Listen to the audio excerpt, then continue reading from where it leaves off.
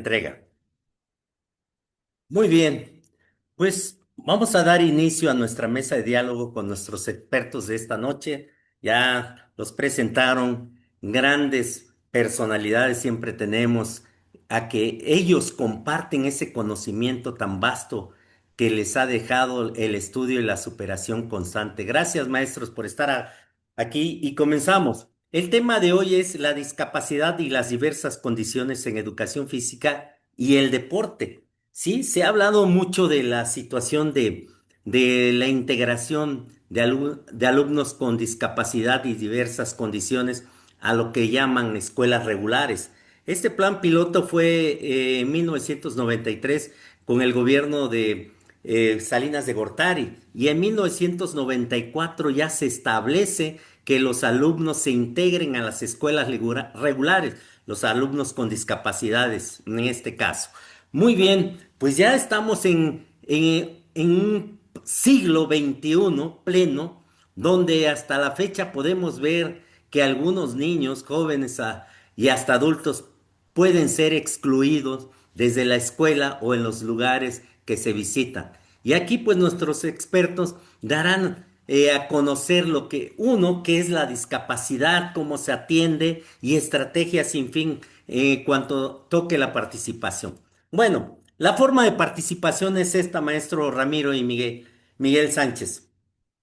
Van a tener hasta 3 minutos de intervención. Hay un reloj que nos puede cortar, pero no vamos a hacerlo de esa manera. Si tienen que ahondar un poquito más, los dejamos.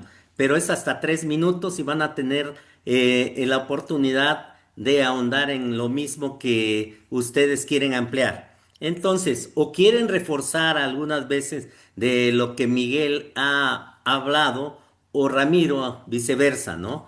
Entonces, comenzamos, bienvenidos y comenzamos con la primera pregunta. La inclusión de la discapacidad y diversas condiciones en educación física se basa en adaptar actividades materiales, metodologías para garantizar la participación activa de todos los alumnos. Ahora sí, ¿cómo podemos promover la primera pregunta? El desarrollo físico, cognitivo y social en el discapacitado y en las diversas condiciones. Maestro Ramiro, si nos hace el favor, hasta 3 minutos. Adelante, por favor. Gracias. Sí, sí, sí. Creo que tendremos que iniciar primero por conocer el lenguaje del que estamos hablando. Hablar de discapacitado per se es precisamente poner la lápida sobre las personas. Entonces, de ahí que tenemos que basarnos en el entendido que primero estamos hablando de personas, es decir, vamos a hablar de personas en condición de discapacidad, no de discapacitados.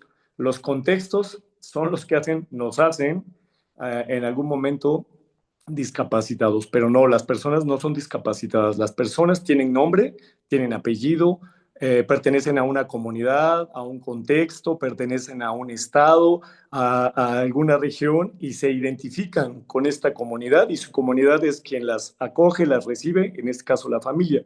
De ahí que lo primero que tenemos que hablar es personas en condición de discapacidad, para que quede claro. No necesidades educativas, no capacidades diferentes, que ese es otro contexto. Y regresando a la pregunta que se hace, ¿cómo podemos favorecer? De entrada, tenemos que conocer que esto, si bien lo dice usted, profesor Fermín, desde 1992 se hizo la reforma. Y si hacemos un análisis, han pasado más de 20 años, veintitantos años de esta reforma educativa y en la cual México en su momento reconoció que todavía no llegamos a la inclusión, y lo tengo que decir como tal. México reconoció que no hemos llegado a la inclusión, que estamos transitando por la integración para pasar a la inclusión. De ahí que surgen tres elementos importantes que el índice de inclusión con Mel Linescop y Tony Bob nos mencionan. Se han creado políticas. Sí, hay políticas inclusivas. México, a diferencia de Canadá, no creo, se ha reconocido que México tiene un número alto de leyes, profesores, profesoras, profesores, me voy a permitir usar esta pero acciones, ahí está la diferencia. Canadá tiene más acciones para atender a sus personas en condición de discapacidad que México. Entonces, Crear políticas inclusivas, se están creando. El segundo es crear culturas inclusivas y el tercero es crear prácticas inclusivas. Entonces, a nosotros nos corresponderá crear prácticas inclusivas. Pero aquí sí quiero poner los acentos donde deben de ir. En algún momento escuché que hablar de actividad o de educación física adaptada era colocar los juegos en general. No voy a usar otro concepto, juegos, que aparte es la base de nuestra formación en educación física, el juego, pero el juego per se, tratando de que el juego se adapte, no, más bien que los niños se adapten al juego, y ahí es donde entran los dilemas. Cuando hablamos de atender a las personas en condición de discapacidad, tendríamos que hablar de ajustes razonables, de variabilidad de la práctica, sobre todo de ambientes de aprendizaje enriquecidos para favorecer el potencial de las personas en condición de discapacidad. Creo que aquí se me terminaron los 3 minutos.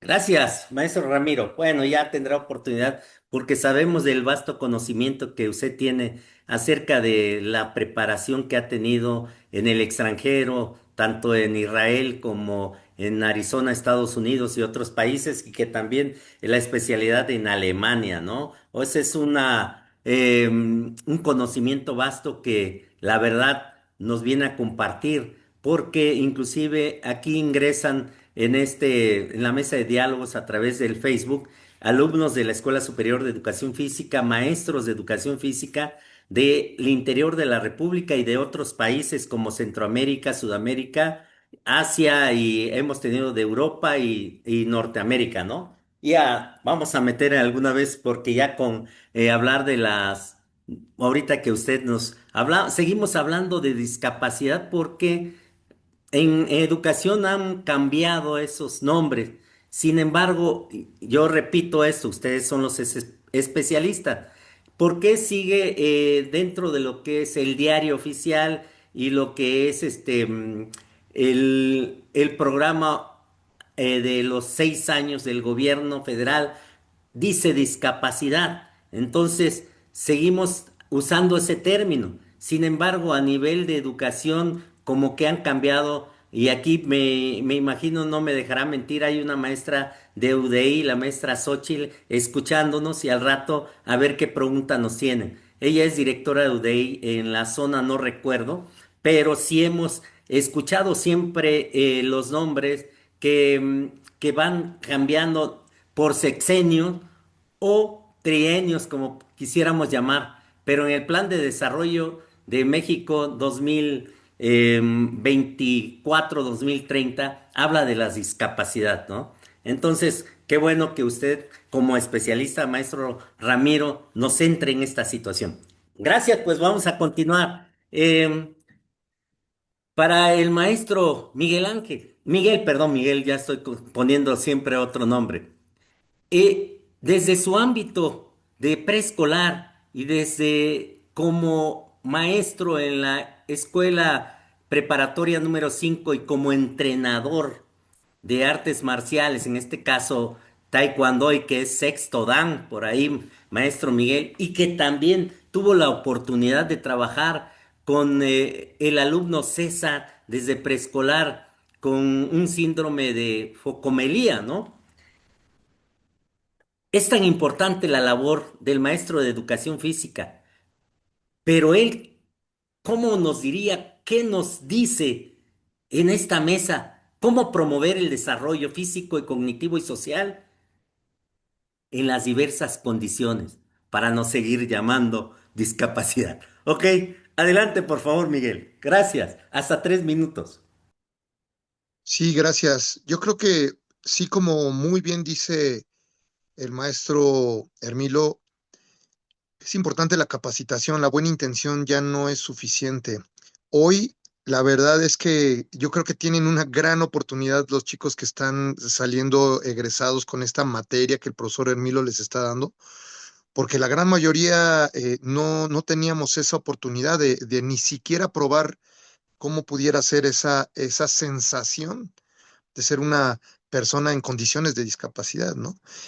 Hoy yo sigo al profesor Hermilo y de repente lo veo que los pone a los chicos en silla de ruedas y luego les tapa los ojos y luego les sujeta un brazo y luego les sujeta una pierna y entonces esa sensación de saberte que tú puedes estar en esas condiciones, yo creo que también te sensibiliza para ese proceso.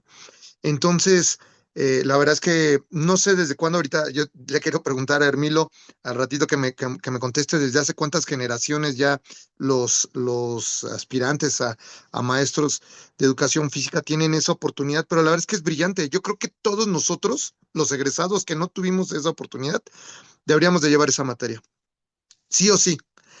¿Por qué? Porque de alguna manera lo vemos lejano, lo vemos lejano o como que sucede en otras partes y sí, de repente tenemos algunos chicos diagnosticados con con un TDAH, con algún síndrome del aspecto, con algún del aspecto del espectro autista en algún nivel, pero la verdad es que se dan muchos palos de ciego en ese sentido porque no hemos tenido esa posibilidad.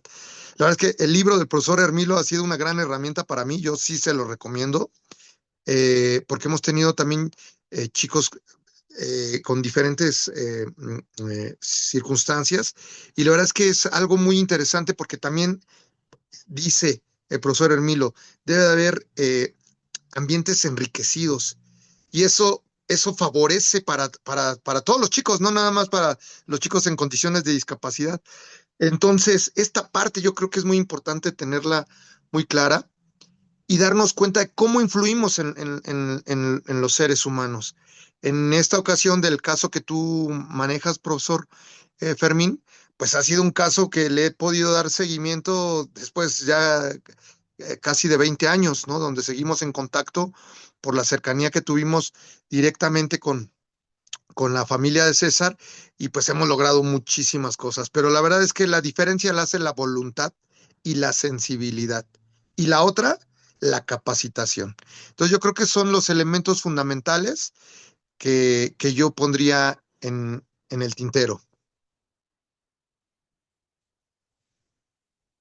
Bien, gracias.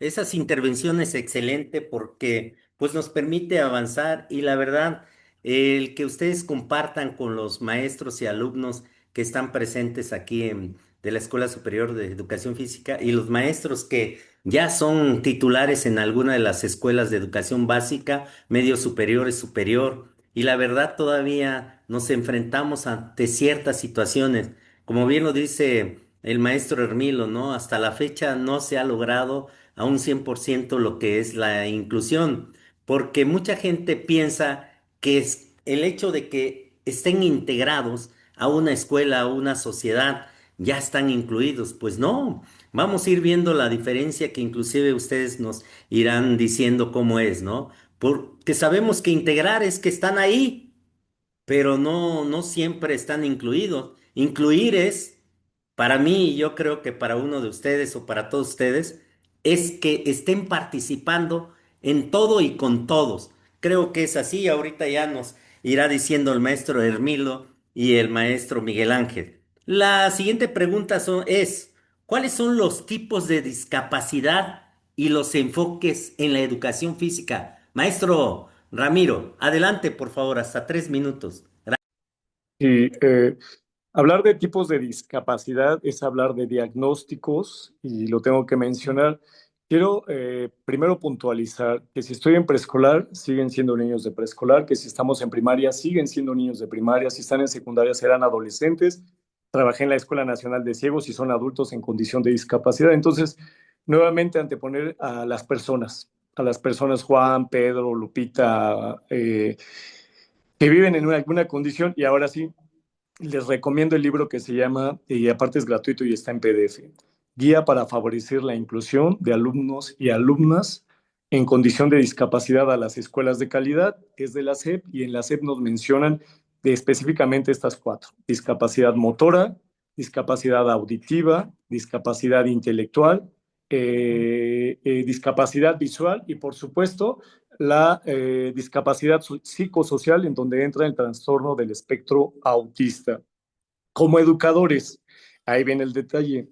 Como educadores, el asunto es primero que tendríamos que conocer las características de la población a la que vamos a atender. Si son de preescolar, conocer el desarrollo motor de un niño de preescolar en su aspecto fisiológico, psicológico, y de ahí conocer el aspecto motor para entonces entender cuando vienen ya las patologías, las condiciones. Y ojo, aquí estoy hablando de discapacidades que se ven, que tú lo percibes. Una persona con parálisis cerebral vas a notar que tiene espasticidad, una persona que tiene discapacidad visual vas a observar que tiene alguna alteración en los ojos, pero también hay alteraciones de órganos internos que no se ven y que pueden ser producto de una enfermedad que van a dejar en condición de alguna discapacidad a nuestros usuarios, a nuestros alumnos. En este caso estamos hablando del ámbito educativo, de ahí que como docentes, y como bien lo dice Miguel, nos hace falta esta área de oportunidad de conocer, no para etiquetar, porque acuérdense, la buena voluntad mata. Si yo pongo a hacer una rodada a alguien que trae una sonda y que está cubierta con el suéter, pues cuando ruede se le va a reventar la sonda o se le va a reventar la bolsa con orina o excremento y van a tener otras situaciones. O cuando alguien tenga una válvula que es drenar líquido cefalorraquídeo y está en una actividad motora y alguien sin conocimiento le da un pelotazo o un balonazo en la cabeza, vamos a tener una lesión. De ahí que sí es importante conocer estas cuatro discapacidades, pero bienvenidos a una realidad y a un mundo de posibilidades. Cada una de estas discapacidades, de acuerdo a lo que clasifica la SEP, nuevamente lo digo, motora, intelectual, auditiva o visual o trastorno del espectro autista, tiene subcategorías. Motora, también está la neuromotora. Motora se refiere solo a la funcionalidad de unas partes del cuerpo, piernas, brazos. Neuromotora vienen alteraciones como la parálisis cerebral, con toda una clasificación atetótica, espástica, tásica, mixta, pero también por alteraciones corporales, hemiplegia, paraplegia, tetraplegia, cuadriplegia. Hablar de discapacidad visual, se habla de discapacidad visual o baja visión y tendríamos que meternos a todas las cuestiones que vienen dentro de la vista. Hasta ahí quedó, porque es un camino amplio que deberíamos estar recorriendo. Gracias, gracias, maestro. Bueno, también el maestro Miguel, pudieras ahondar en esta pregunta, que cuáles son los tipos de discapacidad y su enfoque en la educación física, o pasamos a la siguiente pregunta. Tú me dices, Miguel. Y yo creo que aquí el más indicado es el profesor eh, Hermilo, es el que conoce muy bien esa área. Sin embargo, yo creo que con esta, sí me gustaría ahondar nada más un poco más en esta parte. Con esto que nos explica muy bien el maestro Hermilo, nos damos cuenta que es un amplio espectro lo que tenemos que conocer, ¿no? Y bueno, a grosso modo conocerlos, y cuando tengamos una situación específica, tenemos que investigar, porque si no, decía mi abuelita, sabemos de todo, pero hacemos de nada, ¿no? Entonces, eh, es lo que nos ha pasado. Cuento rápidamente, cuando a mí me llegó un caso específico, yo fui con Hermilo y le dije, Hermilo, ¿qué hago? ¿No? Porque no conozco esta circunstancia. Me dice, Hermilo me dijo, yo tampoco conozco esa circunstancia, investiga, tienes que investigar. O sea, tienes que buscar cuáles son las características específicas físicas, pero también fisiológicas, como bien decía, porque no puede ser que al ver, a lo mejor veamos una alteración o no en una circunstancia, pero además vienen las orgánicas, cómo está su corazón, cómo están sus pulmones, cómo está su proceso neurológico. Entonces, esa parte es muy importante entenderla porque si no, bien lo dijo Hermilo y yo lo mencionaba, a veces la buena voluntad puede llegar a lesionar. Entonces, por eso es muy importante que nosotros entendamos, investiguemos, nos acerquemos con expertos, porque también hay que acercarnos a nivel médico con algún experto y preguntar, ¿no? ¿Cuáles son las condiciones que se dan y qué se puede y qué no se puede debido a estas circunstancias?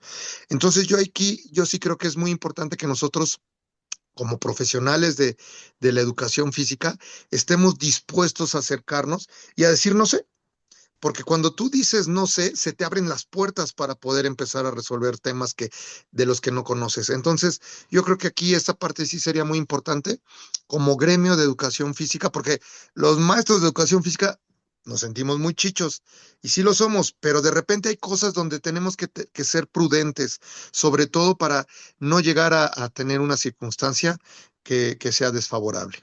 Es esa parte. Muy bien, gracias.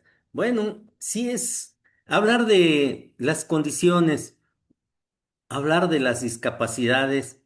Todavía en México, inclusive falta de infraestructura en las escuelas. Pensamos que ya hay una buena infraestructura, pero vemos cuando llega un niño en sillas de rueda, la verdad, no hay rampas y los suben al segundo o tercer piso. Y una vez en secundaria yo veo que trataron de subir, más bien al subir se les cae el niño y golpea en la cabeza. O sea, no estamos preparados como país todavía como para albergar a todos los niños jóvenes y adultos en las escuelas y en la ciudad, ¿eh? No se cuenta con una gran infraestructura como los países de primer mundo, ¿no? Para atender esta situación. Bueno, seguimos avanzando, maestro Ramiro Miguel. ¿Qué estrategias recomiendan para la enseñanza o el entrenamiento con niños con ciertas condiciones? En este caso, físico y motriz. ¿Cuáles serían, maestro Ramiro, que nos recomendaría a todos los que lo estamos escuchando y viendo? Adelante, hasta 3 minutos. Gracias. Gracias. Antes de continuar, Miguel Sánchez, te quiero saludar, porque iniciamos la charla así como a lo que íbamos. Entonces, creo que también es reconocernos entre pares. Fermín, agradecerle a usted como supervisor, a mi par que es Miguel Sánchez, somos colegas los tres y creo que la primera estrategia será reconocernos como colegas, creo que eso es lo primero, para dar paso ahora a las estrategias. Y tengo que decirlo, en mi caso me he centrado en el campo de la educación física adaptada, a diferencia del deporte adaptado o de la iniciación deportiva escolar adaptada. En la formación que he tenido, lo primero que tengo que resaltar es que la educación física adaptada es para todas las personas que estén interesadas en hacer algún movimiento, alguna actividad, independientemente de la condición que presenten, con conocimiento, nuevamente lo digo, en otros países como en Estados Unidos está la maestría y el doctorado en educación física adaptada, en Europa también, y entonces aquí el tema es que la mano de obra en México salimos de la licenciatura y nos toca atenderlas. Entonces, antes de dar las estrategias, más bien tendríamos que ver qué elementos o con qué elementos contamos, porque también hay que decirlo, en las escuelas nos piden atender a los niños, pero ¿quién capacita a los maestros? A ver, también hay que hablar que en términos, en la condición de discapacidad también tenemos pérdidas, también tenemos duelos y que estos duelos nadie nos ayuda a manejarlos. Es decir, yo puedo estar atendiendo a mi niño con toda la emoción porque traigo atrás de mí todo mi bagaje de información, pero resulta que su condición me lo va a llevar a un término, como es la vida a fin de cuentas, pero que nadie nos prepara para esto. Entonces, tenemos que tener conocimiento, sí, de la discapacidad, de los planes y programas de estudio vigentes, por supuesto, pero también de lo que pasa a nivel global, los elementos del plan de desarrollo, del 2030, los objetivos del milenio que hablan de atender a las personas en condición de discapacidad, pero a la diversidad. Pero ¿y entonces quién atiende a los maestros? Porque también hay un tema ahí interesante. Y para ir abordando, y espero que me permitan la palabra, lo primero es que tenemos que conocer el desarrollo motor de los niños, sí o sí. Tenemos que conocer estrategias didácticas que son de las que se reciben en la escuela y sobre todo tener estas intervenciones. Antes de empezar a trabajar con el niño, tienes que acercarte a un servicio que atienda a niños en condición de discapacidad y de ahí una propuesta que las escuelas formadoras, afortunadamente lo tengo que decir, la Ciudad de México tiene esta materia, en el plan de estudios 2022 se logró incluir en el plan de estudios, a diferencia de otras escuelas a nivel nacional que no lo hicieron, pero también reconocer que la discapacidad, las personas en condición de discapacidad entran dentro de este sector de la población denominado grupos vulnerados o grupos vulnerables, mujeres, niños, migrantes, comunidades afrodescendientes y personas en condición de discapacidad, personas LGBTQ y más, Permítame, entran sí. en grupos vulnerados. Y de ahí que entonces hablar de personas en condición de discapacidad requiere que tengamos estrategias. Y estas las voy a decir en breve, en la otra intervención, porque casi se me acabó el tiempo, porque realmente es es interesante, por eso es que lo comparto. ¿Con qué contamos en las escuelas? ¿Cómo están nuestros patios? ¿Cómo están los materiales? ¿Son adecuados para un niño que no tiene prensión en las manos, para un niño que no ve? ¿Cómo estoy yo? ¿Qué apoyos tengo para atender a los niños? Antes de empezar a intervenir hay que hacer como nuestra checklist para dar un servicio como nos lo piden, de calidad, pero sobre todo con este enfoque humanista. Sería como mi intervención hasta este momento. No, pues qué puntual, ¿verdad? Perfecto, pues seguimos avanzando, ¿no? Bueno, también tenemos diversas condiciones como son la discapacidad sensorial, que pues pudiera ser visual y auditiva. Ujú. ¿Qué actividades le recomendaría, maestro Ramiro, a las maestras y maestros que nos están escuchando y también padres de familia, porque cuentan algunos con un niño con discapacidad, ya sea sensorial o visual? Tenemos niños sordos, niños ciegos. ¿Qué recomendaría? Adelante, por favor. Gracias. Vamos a permitirnos compartir el espacio con Miguel porque él también ha estado en preescolar y entonces creo que esto es interesante. Las estrategias que se usan en preescolar son la base en muchos casos, desde mi punto de vista, porque nos permiten entender las etapas del desarrollo del niño. La etapa sensoriomotora, y bien lo dice el profesor Fermín, la etapa sensoriomotora, hablemos de los órganos receptores de estímulos externos, la vista y en este caso la audición. Y entonces, si estos son los órganos y no existen, tendría yo que conocer los planes y programas de estudio. Me voy a referir a los profesores en este momento, si es que hay alguna pregunta por algún familiar o alguna persona que no sea educador. Tendríamos que conocer los planes y programas de estudio y hay un elemento bien interesante, las capacidades perceptivo-motrices, equilibrio, ritmo, coordinación fina, coordinación gruesa, sincronización, diferenciación, adaptación. Y de ahí que cuando yo hablo de ambientes de aprendizajes enriquecidos es usar todos estos elementos, precisamente no para subsanar, porque por ahí alguien hablaba de que las personas ciegas desarrollan un sexto sentido. La experiencia que tengo es que más bien las personas en condición de discapacidad visual nos dicen que no es que desarrollen un sexto sentido, sino que al no tener un sentido, estimulan, abren los canales perceptivos de otros, sea la audición, sea el tacto, sea el olfato o el gusto. De ahí que entonces tus actividades van a depender del nivel de desarrollo en el que se encuentra tu usuario, tu familiar o tu niño o tu alumno. Si es preescolar, todo lo que pueda ser táctil en el caso de las personas con discapacidad visual, también las auditivas, pero en el caso de las personas con discapacidad visual, a ver, ayúdenme, quien nos esté escuchando. No va a haber, obviamente va a tener alterada la ubicación espacio-temporal de entrada, porque no va a ver dónde está parado. Tenemos que enseñarle el tema de la ubicación espacio-temporal. La lateralidad, súper importante. Por aquí hay una profesora que espero me esté escuchando, Denise Hernández, especialista en personas con discapacidad visual que trabaja en la Escuela Nacional para Ciegos, específicamente con adultos de 18 a 70 años, en donde hay una materia bien específica que se llama orientación y movilidad. Si tú no te sabes orientar en el espacio y no te sabes mover, lo que estamos generando es una persona que esté, yo siempre les digo, como el florero nada más ahí detenido en medio de la mesa y que no pueda tomar decisiones propias, que esa es una de las estrategias que ellas usan en la orientación y movilidad, enseñarle a los niños, a los usuarios, a desplazarse. En el caso de nosotros, la coordinación, la sincronización, la diferenciación. Alguien me dirá, oye, pero ¿cómo un niño va a tirar a la canasta de básquetbol? Pues tendríamos que estar trabajando estrategias para que pueda tirar a la canasta de básquetbol, para que pueda tirar con un balón de fútbol hacia una portería, pero sobre todo experiencias motoras, saltar la cuerda, tocar una pelota.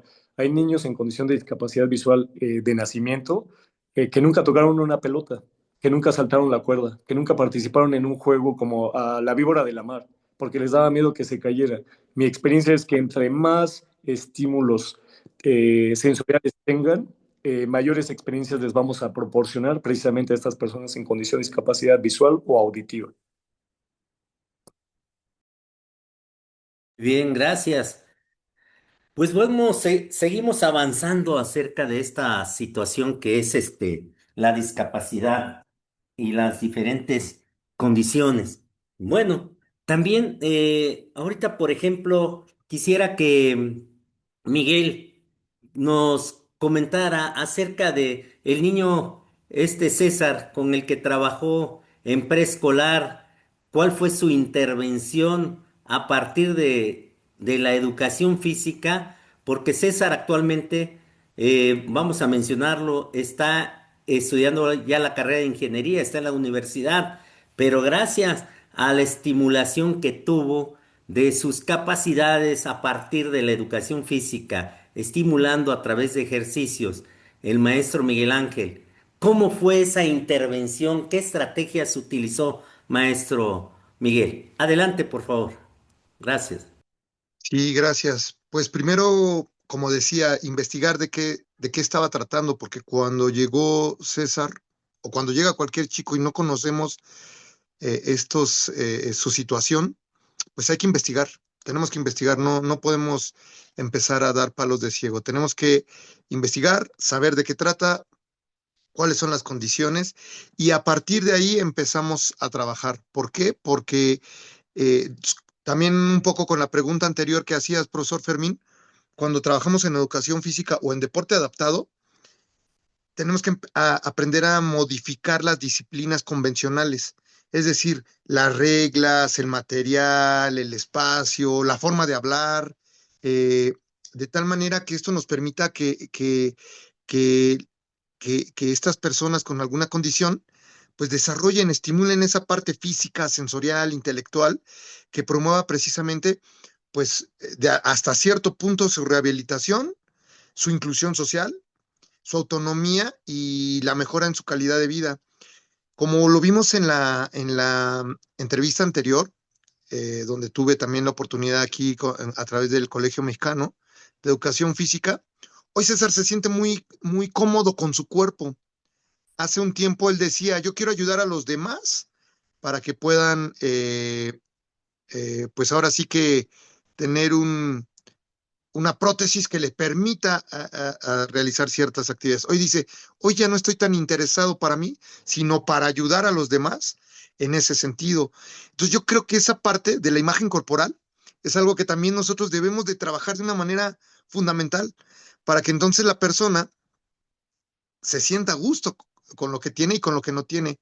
Porque incluso los que somos convencionales, los que somos regulares, los que no tenemos algo visible en ese sentido, muchas veces ni siquiera apreciamos lo que tenemos y lo que no tenemos. Entonces yo creo que esa parte es muy importante, por eso te mencionaba lo que a mí me gusta, ojalá y el profe Hermilo ahí luego nos comente un poco de lo que hace en sus clases, pero sentirlo, percibirlo es algo súper diferente. Y en ese sentido, lo que también decía el profesor Hermilo, de repente hacemos actividades como, a ver, nos vamos a tapar todos los ojos, como gallinita ciega, ¿no? Pero gallinita ciega para rodar un aro, gallinita ciega para hacer cuadrupedia, gallinita ciega para rebotar una pelota. Entonces ahí es donde los chicos empiezan a entrar como en ese proceso, ay, es que no alcanzo a ver. Ah, bueno, pues desarrolla esa sensibilidad, desarrolla esa percepción a través de todos esos elementos. Como te digo, simplemente es la inclusión. Hoy nuestros chicos saben decir buenos días, ¿no? En lenguaje este, de señas, ¿no? Entonces, ¿por qué no les enseñamos algo así como buenos días, mi nombre es, cosas así tan básicas para que cuando te toque convivir con alguien le puedas decir, hola, buenos días, ¿cómo estás? Yo soy Miguel, ¿no? Y entonces esos elementos van dando precisamente esas adaptaciones que nos permiten incluir esos cambios en lo que nosotros vamos realizando, en este entorno físico.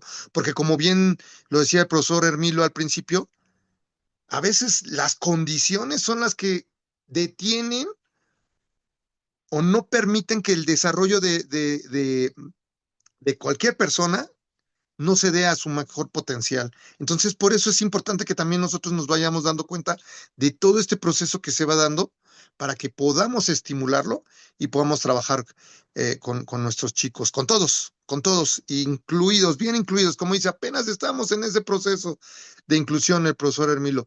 Pero hay que hacerlo desde nuestra trinchera. Yo creo que esa es la parte más importante y pues nada, crear conciencia. Es cuanto en esta parte. Gracias. Gracias, maestro Miguel. Hay algo que a mí me ha llamado la atención porque a partir del sedentarismo que se ha dado aquí en México y en el mundo, y a México que somos el primer lugar de obesidad infantil y el segundo lugar en obesidad de adultos, hay muchos casos de enfermedades metabólicas. En este caso, podemos hablar de las enfermedades de diabetes, hipertensión. Ya tenemos en las escuelas niños diabéticos. No se diga niños con sobrepeso y obesidad, que es alarmante. Y me atrevo a decir porque es una condición, como la diabetes y el asma, que requieren de un seguimiento de la salud y la dosificación del esfuerzo. ¿Cómo es el trabajo, maestro Ramiro, con estos niños jóvenes, adolescentes y también, por qué no decir, con los adultos? Porque muchas veces no sabemos trabajar con ellos, cómo dosificar esa carga, esa intensidad por su situación o condición. Adelante, por favor. Hasta 3 minutos. Gracias. Aquí tengo que decir algo interesante.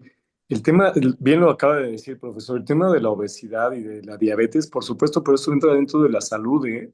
Es un campo directo de la salud. Y hay todo un instituto de la salud pública que se dedica a atenderlo y hay estadísticas súper interesantes. Me voy a referir a la Escuela Nacional para Ciegos, en donde yo detecté de manera empírica, haciendo entrevistas directas, que un alto porcentaje de personas perdían la vista por la diabetes. Y si algo no se menciona en México, es que tiene que ver con hábitos alimenticios, ¿eh? Sí, un alto porcentaje con hábitos motores, pero también con hábitos alimenticios que afortunadamente en alguna de estas, en esta administración se reconoció y por algo se están modificando también los estilos de alimentación. Hasta ahí me detengo porque sí hay que ser muy puntual.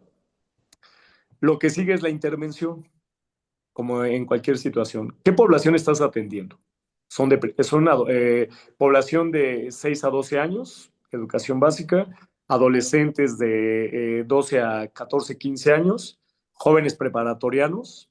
Es importante, antes que empiece uno a hablar de dosificación y de cargas y que esto ya muy es propio del entrenamiento, yo como educador físico, hablando de educación física adaptada y hablando de condiciones de salud, que en otros países el tema del educador físico en temas de salud está bien acentuado, o sea, el educador físico puede entrar en temas hospitalarios y eso, no aquí en México, y no me voy a meter en más Honduras porque nuestra formación, a alguien se le ocurrió en el 2002 decir que solo la educación física era para trabajar en preescolar, primaria y secundaria, limitando el campo de acción del educador físico, cuando hoy por hoy se sabe que el educador físico tiene un alto espectro de intervención desde un centro de salud, desde una casa para adultos mayores, desde un centro de integración juvenil, así como las primarias, secundarias y preparatorias, por supuesto, también las universidades, pero el campo es muy amplio. Entonces, este campo que usted me dice, profesor Fermín, es uno de estos campos en los cuales deberíamos estar. Son áreas de oportunidad para nuestra formación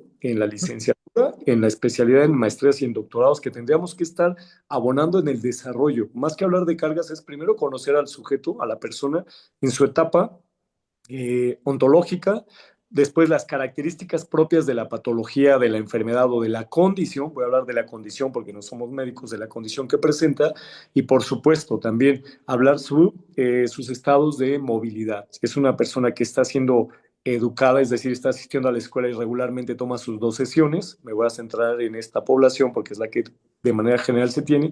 De ahí tendríamos que tener todos, antes de empezar a hablar de cargas, el examen médico, que es algo básico que ustedes y yo nos piden, pero también hay algo que es la observación y como bien lo dijo Miguel, la enseñanza, la escucha y el aprendizaje, sí del sistema hacia mí, pero yo también de lo que tengo que conocer de las características propias de mi alumno. Y no me quiero detener porque hay un apartado en las dimensiones pedagógicas que dice, un docente que conoce a su alumno sabe lo que aprende y cómo lo debe de aprender.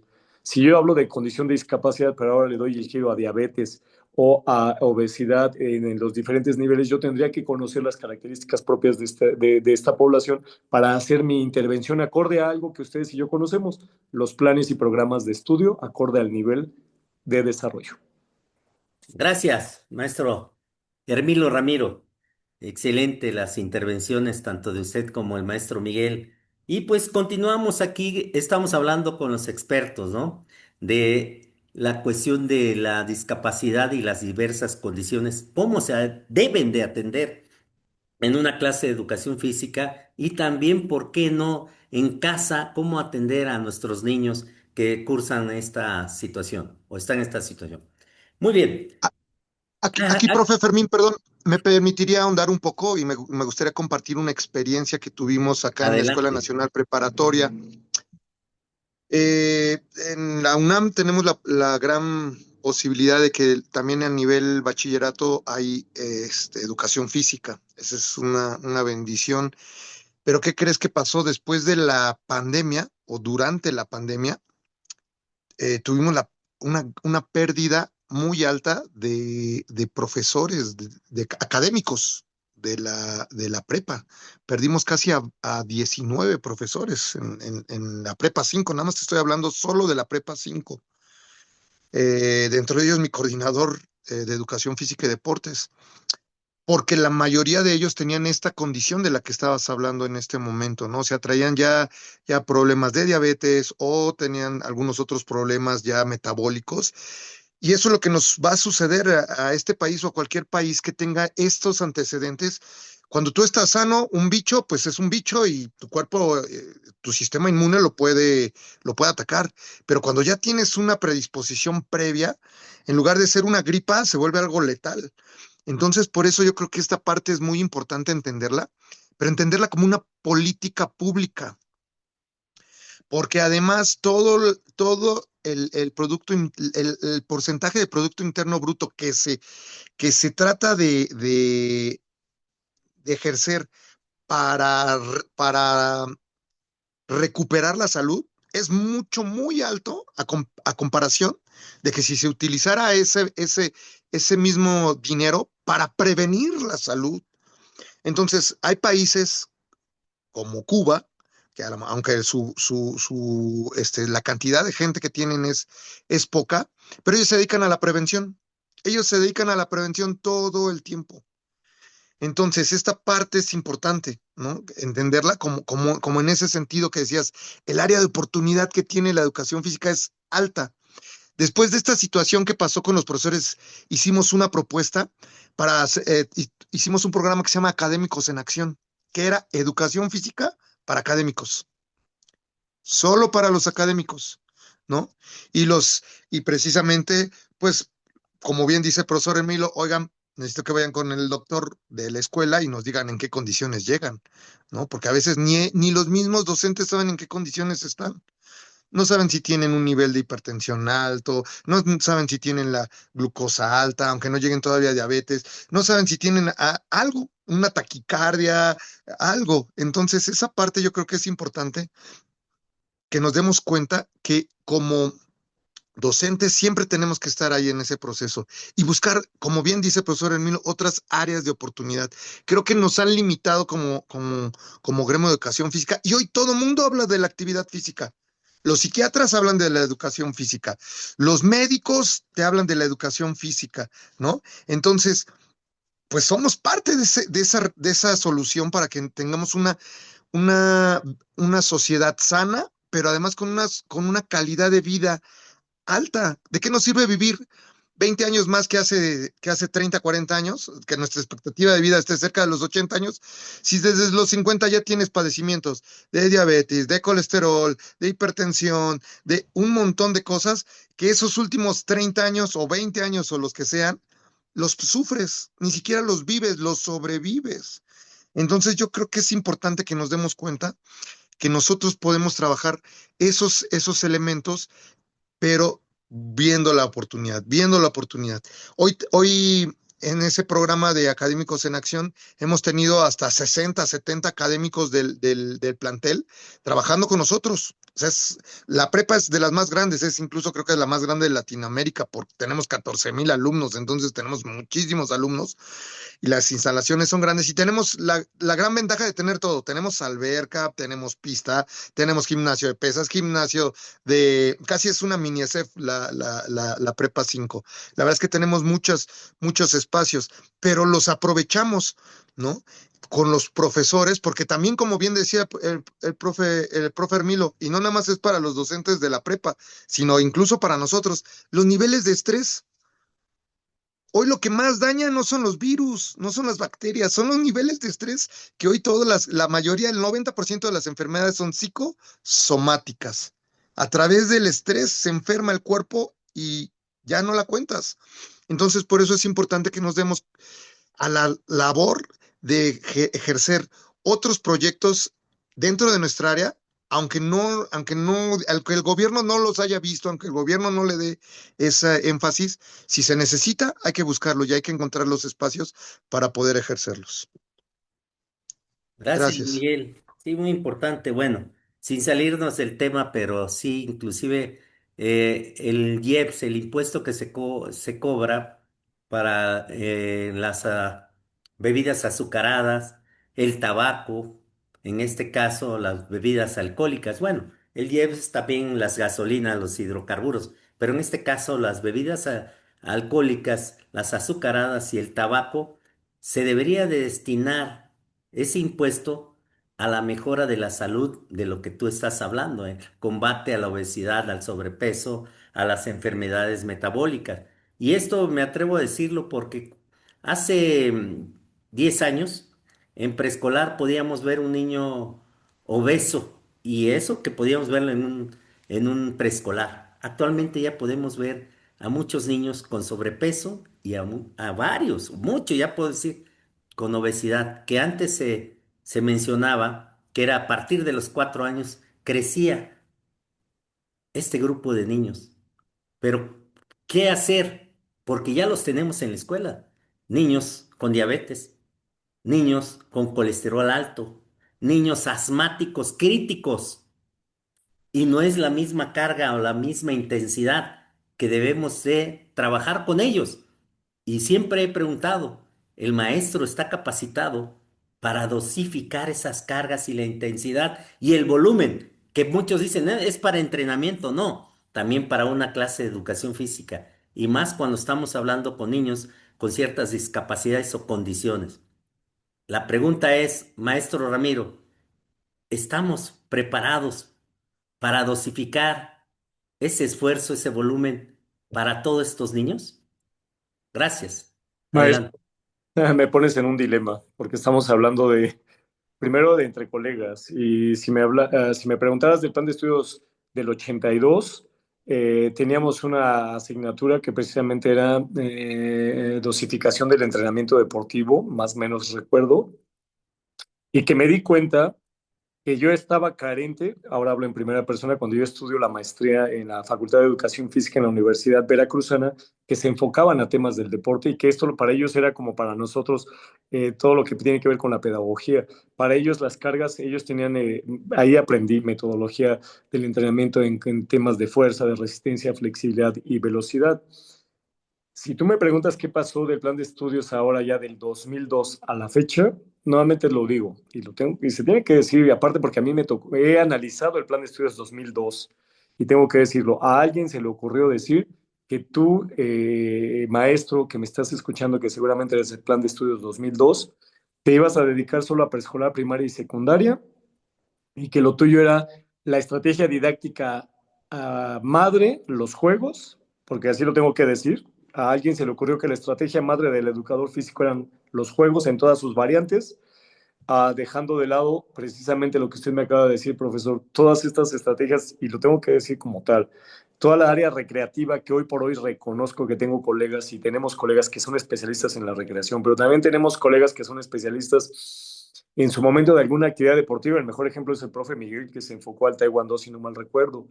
Pero teníamos estas estrategias, maestro. Entonces tenemos una carencia de conocimiento desde la formación base, primero en aspectos de anatomía, de fisiología, pero por supuesto también en dosificación de cargas. Entonces, si usted me pregunta cómo hacerle, estaría yo, y si trato de dar una respuesta generalizada, yo estaría metiendo en conflicto a los profesores que vayan a atender a algún alumno, por supuesto, porque yo para atender a niños con asma, en su momento que existía el área de técnicos pedagógicos de la dirección, me fui a meter a la zona de hospitales directamente al Instituto Nacional de Enfermedades Respiratorias, a donde nos dieron una capacitación, llevaron a los maestros, nos llevaban al auditorio del INER y los médicos especialistas en asma nos explicaron cómo atender una situación de asma. Aprendí lo que es el inhalador para prevenir situaciones. Es sencillo, pero cuando se te presenta una crisis de asma, pues te espantas porque no sabes qué pasa. Pero entonces, ¿qué es la labor que tendríamos que hacer ahora, maestro? Capacitar a los profesores que estamos atendiendo para que nos acerquemos a las zonas hospitalarias, porque es algo que nos está faltando. El INR en temas de asma, el psiquiátrico infantil en temas de salud mental, el CISAME en temas de autismo, y lo tengo que decir, y aprovecho esta plataforma, son espacios para supervisores y para maestros que están abiertas en jornadas para docentes, para maestros, se abren en verano y también ellos han pensado en las juntas de consejo que hacen una vez al mes. Yo estando en la secundaria 153 del DIF nacional, mi escuela con personal docente, con personal de apoyo y asistencia a la educación y con directivos, fuimos todos porque le estoy hablando hace más de 15 años, nos empezaron a llegar los alumnos con trastorno del espectro autista y teníamos que atenderlos. Y regreso, ¿cómo vamos a dosificar? Pues primero conociendo, profe, porque no puedo planear algo que no conozco. Si me hablas de hipertensión, pues sí, te voy a planear algo, pero ¿qué es la hipertensión? ¿Cómo la voy a detectar? Si no tengo todo mi equipo médico, pero estoy en la clase y ya le veo a un niño los labios blancos, y ya vi que se me puso amarillo, hay una condición que me está dando un foco rojo, que yo no sé qué está pasando y no puedo dosificar en algo que desconozco. Si hablo de diabetes es lo mismo, pero si hablo de insuficiencias respiratorias, por ahí dirigí una tesis de una alumna en secundaria, bien lo recuerdo, que tenía que ver con un soplo en el corazón o una cardiopatía, y entonces se hizo toda una dinámica para que los estudiantes detectaran cuando a la alumna le estaba dando una crisis y no solo el maestro supiera qué hacer, todos sus compañeros supieran qué hacer en la sesión de educación física. Regreso a lo mismo, capacitación, maestro. Antes de empezar a yo a hacer mis tablas de dosificación de cargas, primero me tengo que capacitar, me tengo que apropiar de la información para poder intervenir. La buena voluntad mata. Es decir, yo sé de juegos grandes, pequeños y medianos y sé de este tipo de estrategias y se las pongo a todos sin medir a tabla rasa. Vamos a tener accidentes, vamos a tener situaciones que no vamos a poder controlar precisamente por el desconocimiento. Y regreso ahora ya como estrategia, profesor. ¿Qué tenemos que conocer de la escuela mexicana que estamos ahorita identificando? Bueno, que dicen que tenemos que regresar a la comunidad, conocer a la comunidad en donde estoy parado para empezar, usos, costumbres, pero también de ahí empezar a conocer sus hábitos alimenticios, conocer las fiestas patronales, porque es algo que he aprendido también, pero también sobre todo saber quién se ha hecho un examen médico y no el de nada más que estás bien y te doy una receta y que estás bien, sino como bien decía Miguel, dónde detectar que si tiene hipertensión, porque a veces hasta ni los padres saben que su hijo tiene alguna condición. De ahí que tenemos que hacer alianzas y ahora sí me uno al Colegio Mexicano de Educadores Físicos, porque creo que esa es una de sus áreas de oportunidad y que ustedes tienen la bandera muy alta. Me tocó analizar la Ley General de Salud para el Plan de Estudios 2022 y la Ley General de Salud dice que todo el área médica de nuestro país se debe de vincular con instituciones académicas y como asociaciones como la de ustedes y como más. ¿Para qué? Para que hagamos alianzas y sinergia en beneficio de quién? Pues de la población mexicana, sean personas con discapacidad, sean personas LGBTQI más, sean personas afrodescendientes, sean personas migrantes. Toda la diversidad de nuestro país, profesores, tendríamos que estar haciendo sinergia. Secretaría de Educación Pública, Secretaría de Salud, hasta Secretaría del Trabajo, porque también entramos en temas de la Secretaría del Trabajo, y esto es algo que nadie nos ha dicho. Te dicen que solo es preescolar, primaria y secundaria. No, el tema es vincularnos, y ustedes creo que lo han hecho porque en algún momento vi a Miguel en la Cámara de Diputados haciendo una propuesta, si no mal recuerdo, Miguel, pero entonces aquí es estos espacios es donde tenemos que vincular que la educación física tiene que romper este paradigma que a alguien en el 2012 le ocurrió que solo servías para preesco, primaria y secundaria, que por supuesto es una población que merece intervención. Maestro, somos 125 millones de mexicanos, de los cuales nadie ha pensado que más o menos el 45% está envejeciendo y que ya no voy a hablar ahora de educación física adaptada, tendré que hablar de gerontomotricidad como un derecho al adulto mayor y sus características, y va a ser lo mismo, pero también no estoy hablando de pedagogía hospitalaria, que es un proyecto que tiene la SEP, la de GESUM también, no, la de GENAM tiene el proyecto de pedagogía hospitalaria, que es que maestros se van a meter a los hospitales a atender a niños que llevan más de 6 meses hospitalizados y que tienen derecho a la educación. Pero ¿qué crees? Les falta el servicio de educación física, profe, porque quien da pedagogía hospitalaria es un profesor de grupo que se capacita como puede y llega al hospital y trata de dar actividades motoras. Y yo ahí levantaba la bandera y decía, porque es mi área, el educador físico ahí tiene área de oportunidad, tiene área de desarrollo. Pero también hay que hablar de realidades, profesor. Este Zoom que tú estás haciendo está en la Ciudad de México y afortunadamente nos escuchan. Somos 32 entidades federativas. La Organización Mundial de la Salud en el 2019-20, antes de pandemia, hizo un reporte de México reconociendo que solo la cobertura nacional tiene 60%. Organización Mundial de la Salud fue la primera vez que la dejaron entrar a México para hacer un estudio de la cobertura. Fíjate de qué nivel estoy hablando. 60% del país solo tiene cobertura de educación física. Y entonces, ¿qué pasa? Ah, y ellos analizaban, no hemos hablado de qué características tienen los maestros para desarrollar su trabajo, es decir, los patios o las áreas pedagógicas, los materiales, pero tampoco estoy analizando si de ese 60% todos están capacitados en educación física, porque tú y yo sabemos que hay algo que se llama tráfico de influencias, que te doy una plaza sin que seas profesor de educación física.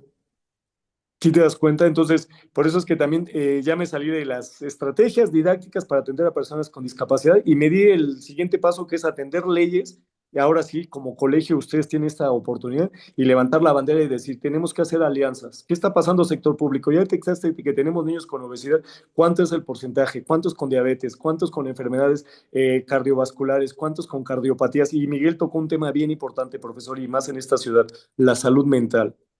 Si le preguntas a uno de nuestros estudiantes qué estrés viven a las 5 de la mañana para venir de Catepec, de Nezahualcóyotl, de Iztapaluca, de Naucalpan o de Xochimilco en el transporte público porque los pueden asaltar, llegan con estrés emocional y hay un estrés en la sociedad.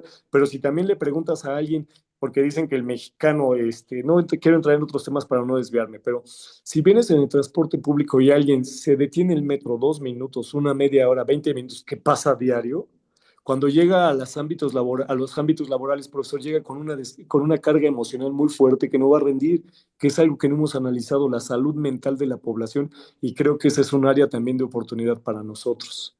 En Japón, el área de la educación física laboral ya no se discute, ya se da. Y Miguel atinadamente menciona en la prepa en la que estamos, ya se tiene un trabajo que es educación física para académicos.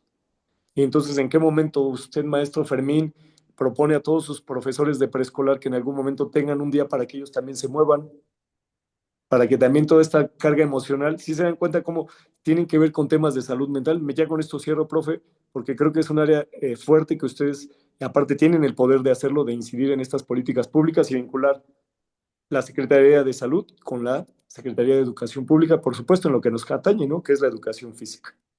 Claro.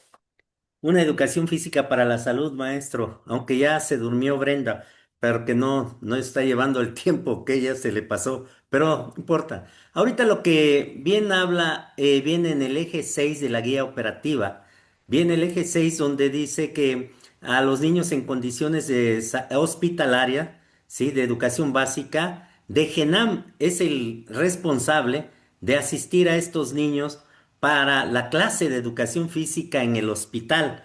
Tienen un grupo conformados por maestros de primaria, secundaria y se supone que también especialistas en el área de educación física para atender a esta población en condiciones hospitalarias. Bueno, lo dejamos así, pero él lo marca la guía operativa en el eje 6, ¿no?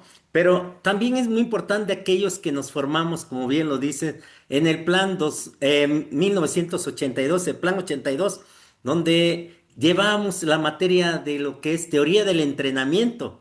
Ahí aprendimos a dosificar las cargas, el volumen, la intensidad, ¿no?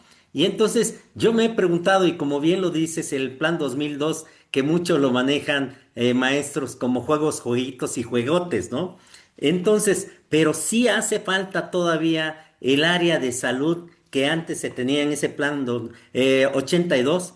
¿Para qué? Para que podamos enfrentar situaciones con niños que requieren un aprendizaje, en este caso motor que tenemos enfrente, con diversas condiciones, pero que la clase de educación física sea de calidad y no estar arriesgando inclusive nuestra libertad cuando ponemos un ejercicio que podemos poner en riesgo al niño en su salud. Han habido casos hace 15 años en una escuela privada que está en el oriente de la ciudad, no digo los nombres.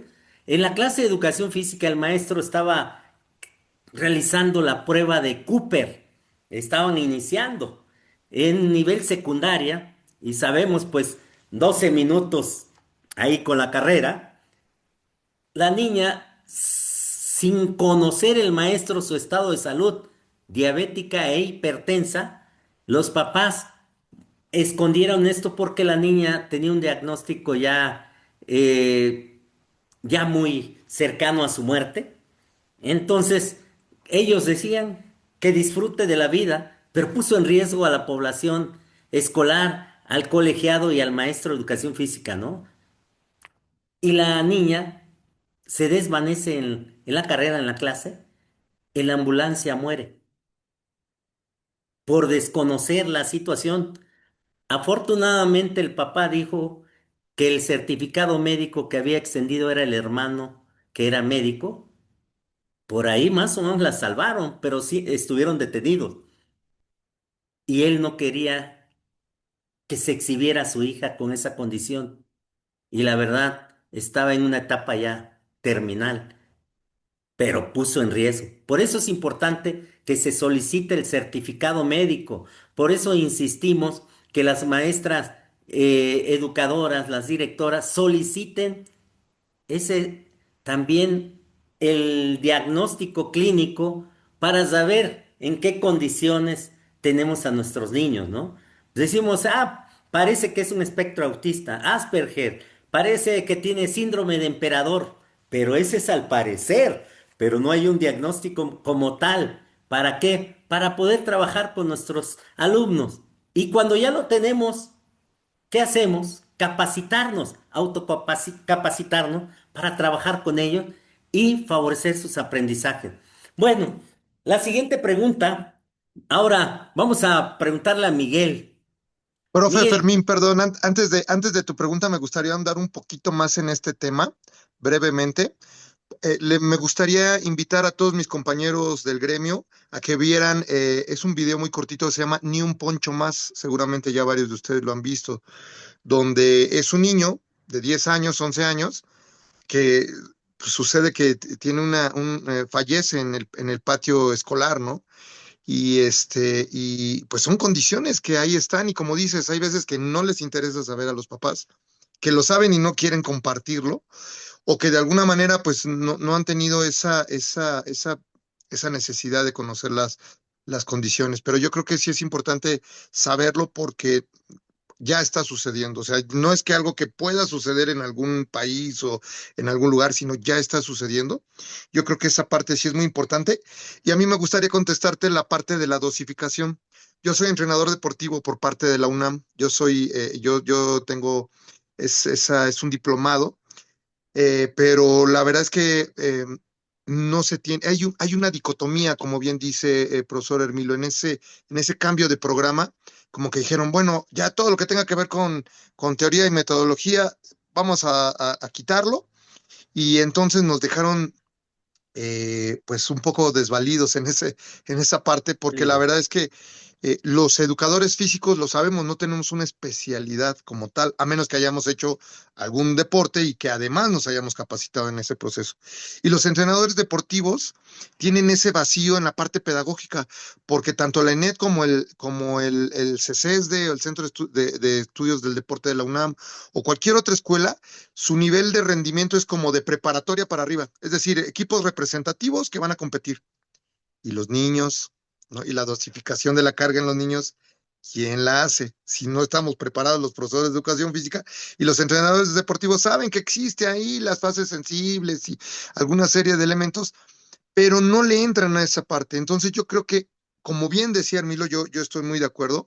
Yo creo que el colegio, y así como este colegio, muchos otros colegios que están también trabajando, se deben de dar a esa situación. Esa es su área de oportunidad, desarrollar esas capacidades en los profesores para saber cómo dosificar la clase en un niño y con todas estas condiciones de las que hemos hablado, ¿no? En un adulto y con todas estas condiciones, en un adulto mayor y con todas estas condiciones que pueden darse, porque a partir de eso es donde realmente podemos empezar a hacer una cultura ya más integrada, ¿no? Una cultura física completa. Fíjate, por ejemplo, yo acá en el preescolar donde estoy, todos nuestros chicos tienen educación física de lunes a jueves. Nuestros niños están bendecidos. Tengo 19 horas nada más y con eso dosificamos, ¿no? Pero los niños están súper bien, o sea, perdón que lo diga, pero cuando los mandamos a la primaria, que es un compañero que también es de la generación, me dice, oye Mike, me mandas a los chicos, pero motrizmente bien trabajados, ¿no? O sea, en todos estos elementos. Y aparte, pues llevan mucha seguridad en su desempeño. ¿Por qué? Porque la directora está convencida de la educación física. Ella tiene un doctorado en ciencias de la educación y sabe la importancia neurofisiológica de la actividad física, entonces ella está muy convencida de ese proceso. Ella es psicóloga, aparte de ser maestra de la escuela, egresada de la escuela de educadoras. Y bueno, ella fue mi compañera como maestra, ahora es nuestra directora y ha visto, ella fue la maestra de César, entonces ella también ha pasado por todo este proceso y entonces nos da esa oportunidad precisamente de trabajar. Y lo que también decía Hermilo, hablamos con los papás y le decimos que no sea un mero papel el que nos traen como certificado médico, que realmente el médico haga su trabajo y que revise a sus hijos. Este es el momento. Ahorita cuando están pequeños podemos trabajar todo lo que se pueda para apoyarlos. Y no hablo nada más de educación física, hablo de los médicos, de los especialistas, de los nutriólogos, de toda la gente que tenga que intervenir, porque tenemos más del 70% de la población con niveles de sobrepeso y obesidad.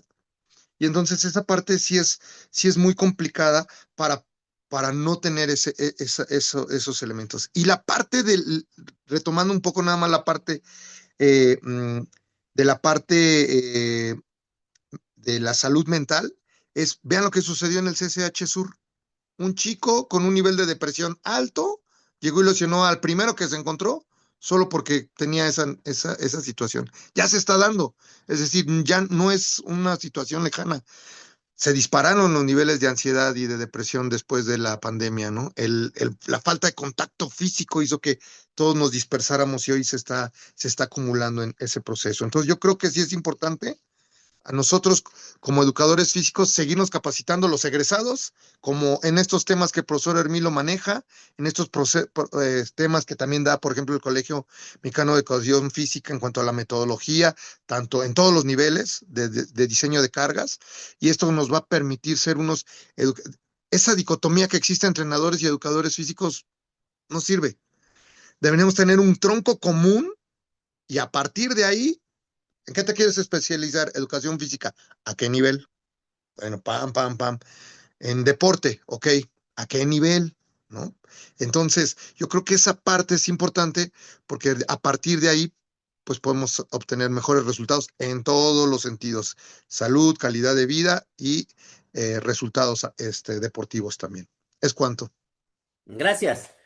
Muy bien, antes de continuar, llegamos al medio tiempo donde el público que hoy nos ve, nos escucha, nos hace algunas preguntas por Facebook, por YouTube o algunas redes sociales. Yo les pido que anoten algunas preguntas para que ustedes pudieran dar respuesta a la que ustedes ahora sí que dicen atrapen, ¿no?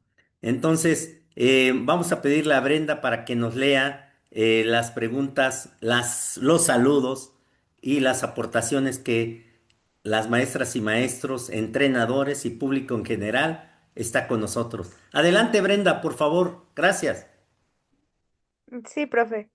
Me parece que solo son saludos, nadie ha preguntado nada.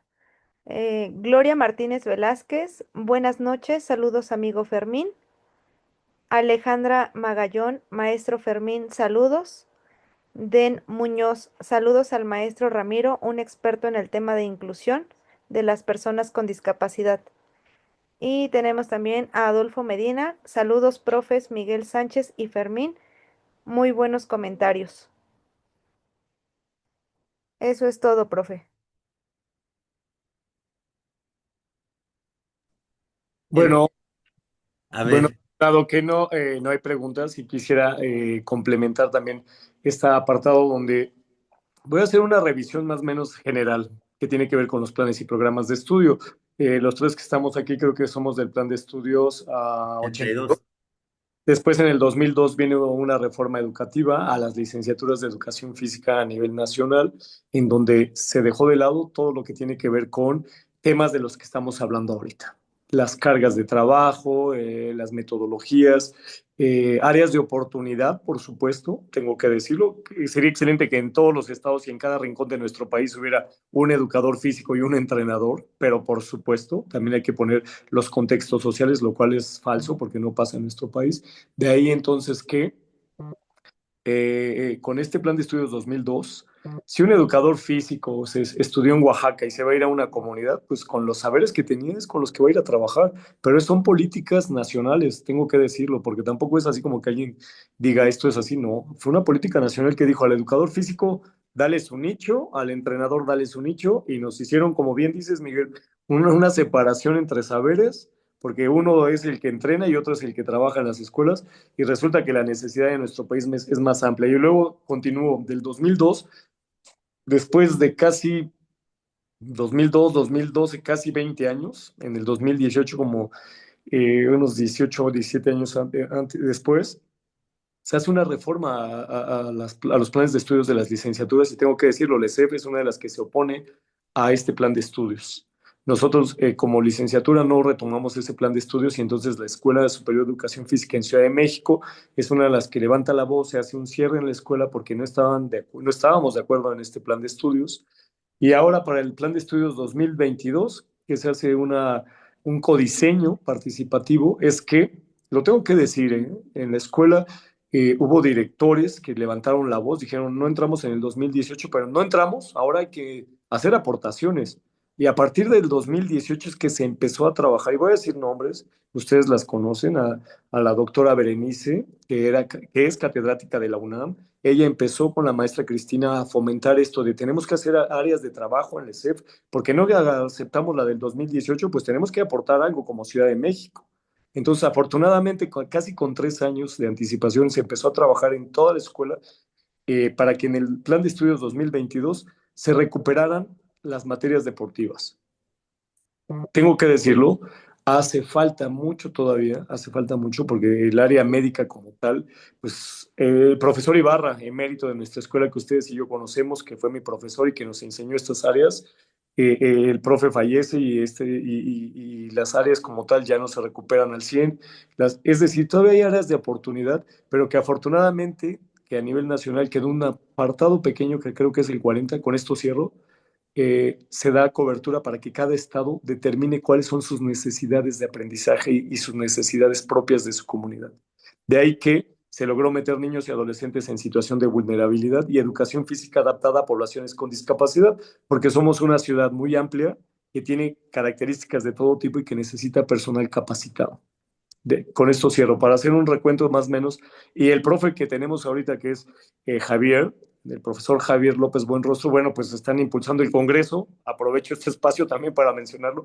Tenemos el Congreso ESEF por los 90 años, donde se van a abrir espacios de oportunidad para nuevamente recuperar estos aprendizajes, para hacer este intercambio de ideas, este networking. Regresen a casa, los invito nuevamente. Gracias al Colegio Mexicano por permitirme también decir esta información, porque vamos a tener esta posibilidad de recuperar información de saberes para conocer a dónde estamos, qué nos hace falta. Y como bien Miguel lo dice, y tú me preguntas, profe Ferrín, hay áreas de oportunidad que tenemos que seguir fortaleciendo en la licenciatura, porque el egresado de la Escuela Superior de Educación Física tiene que atender a más de 22 millones de mexicanos en la ciudad, con todas las necesidades que se puedan imaginar.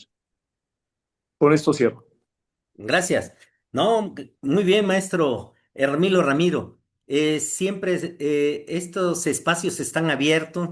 Ya hemos tenido a más de 12 maestros de la ESEF aquí en este espacio. Inclusive la última que tuvo la intervención el maestro Armando López Marín, buen amigo, inclusive ya acordamos para hablar de los avances de lo que es el Congreso del ESEF por los 90 años.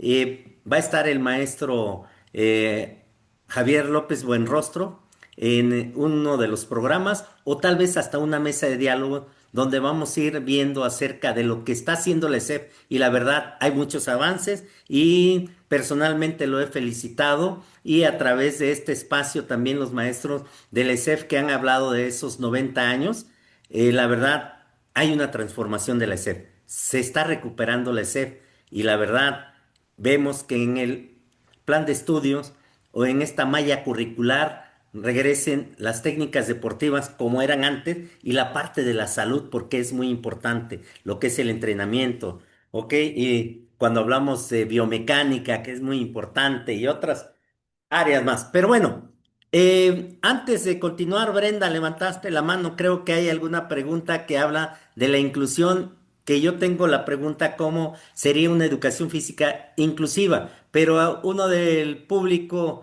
aquí nos hace una pregunta acerca de la inclusión. Adelante, Brenda, por favor. Sí, profe, lo que pasa que no se había actualizado mis comentarios y sí tenemos más. Una disculpa a los que estaban comentando. Mire, Carla Amezcua, saludos maestro Fermín. Shafik Tapia, saludos maestro. Alejandra Magallón, maestro Fermín, saludos. Judith Sánchez Tapia, saludos sobrino Miguel, buenos comentarios.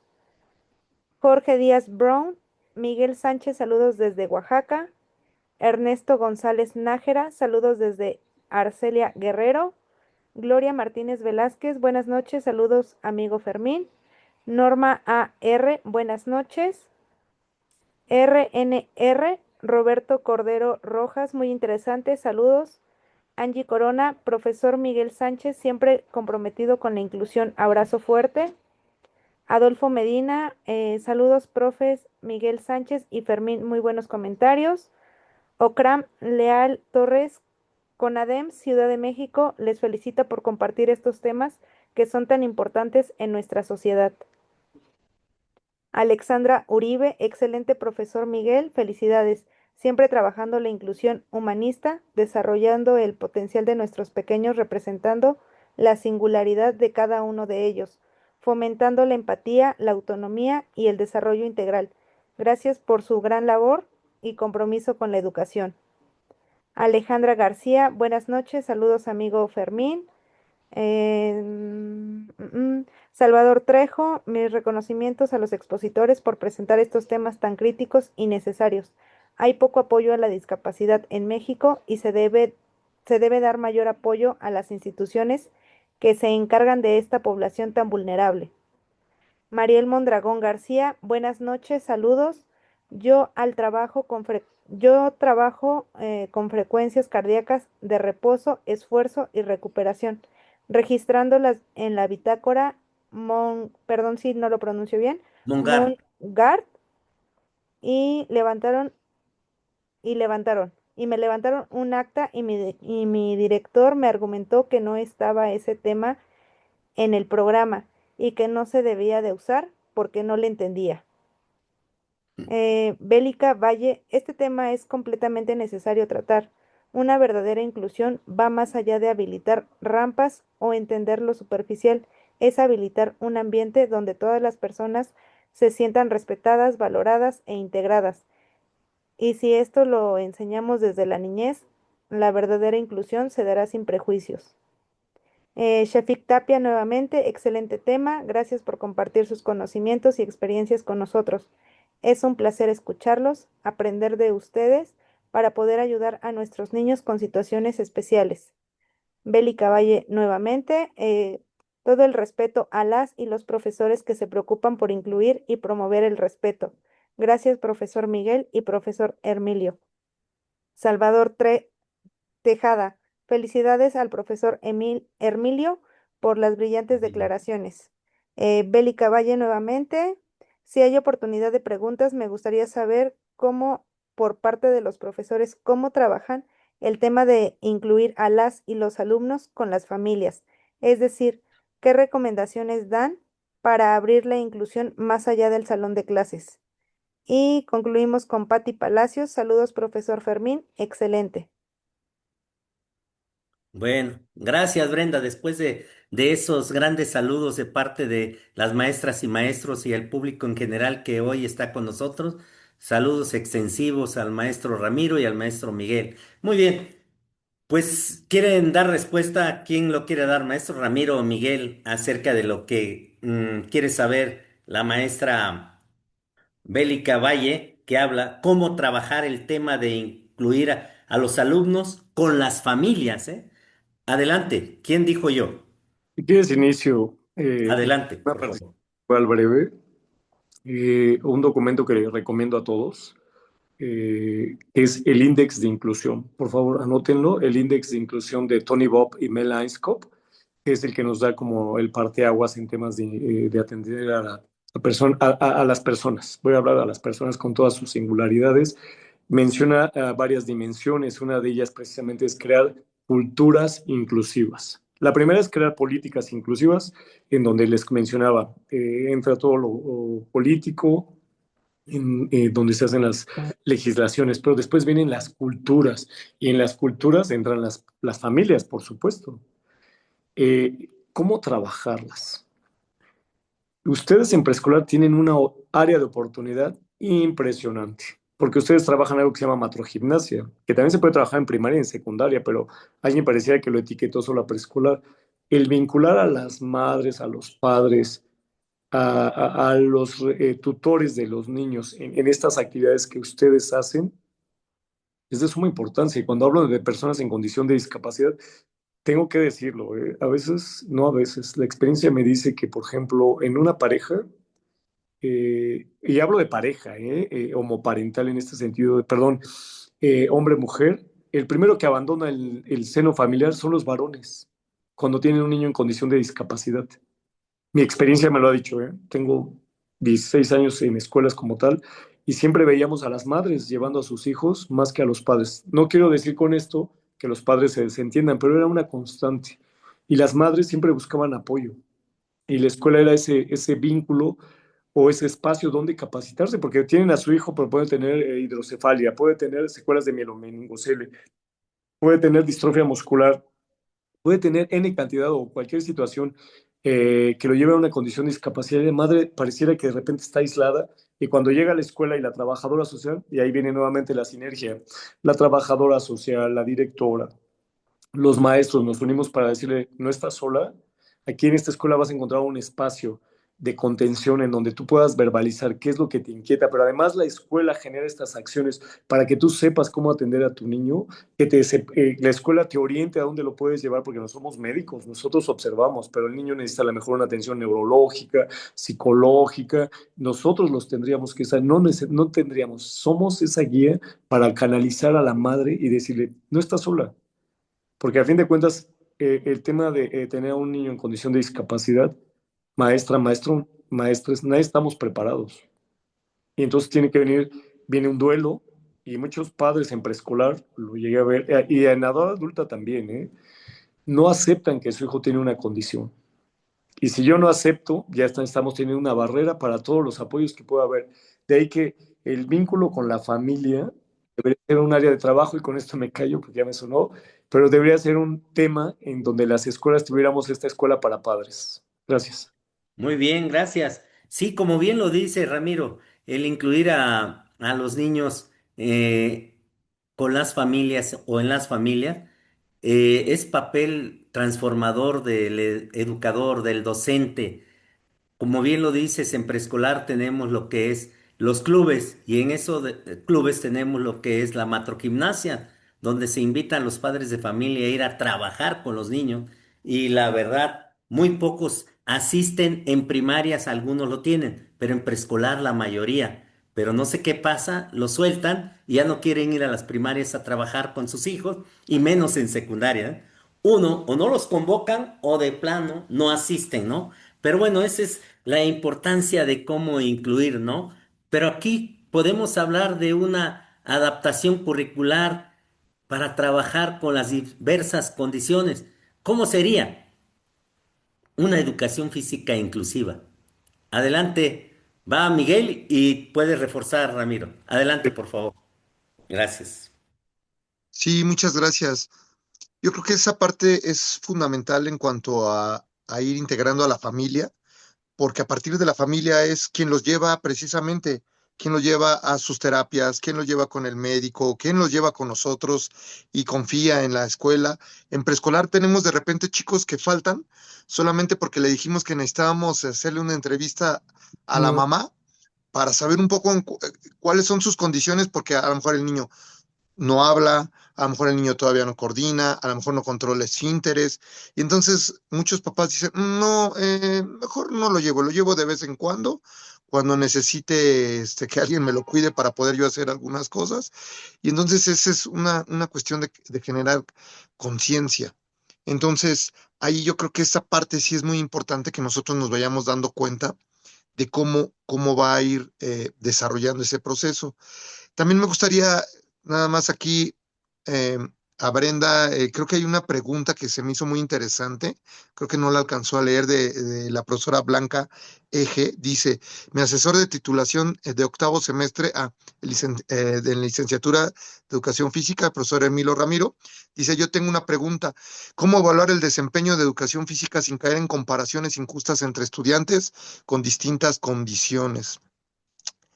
Y es que yo voy a contestar un poco esa parte y luego ya si Hermilo lo quiere también ahondar. Pero, por ejemplo, cada chico se evalúa individualmente.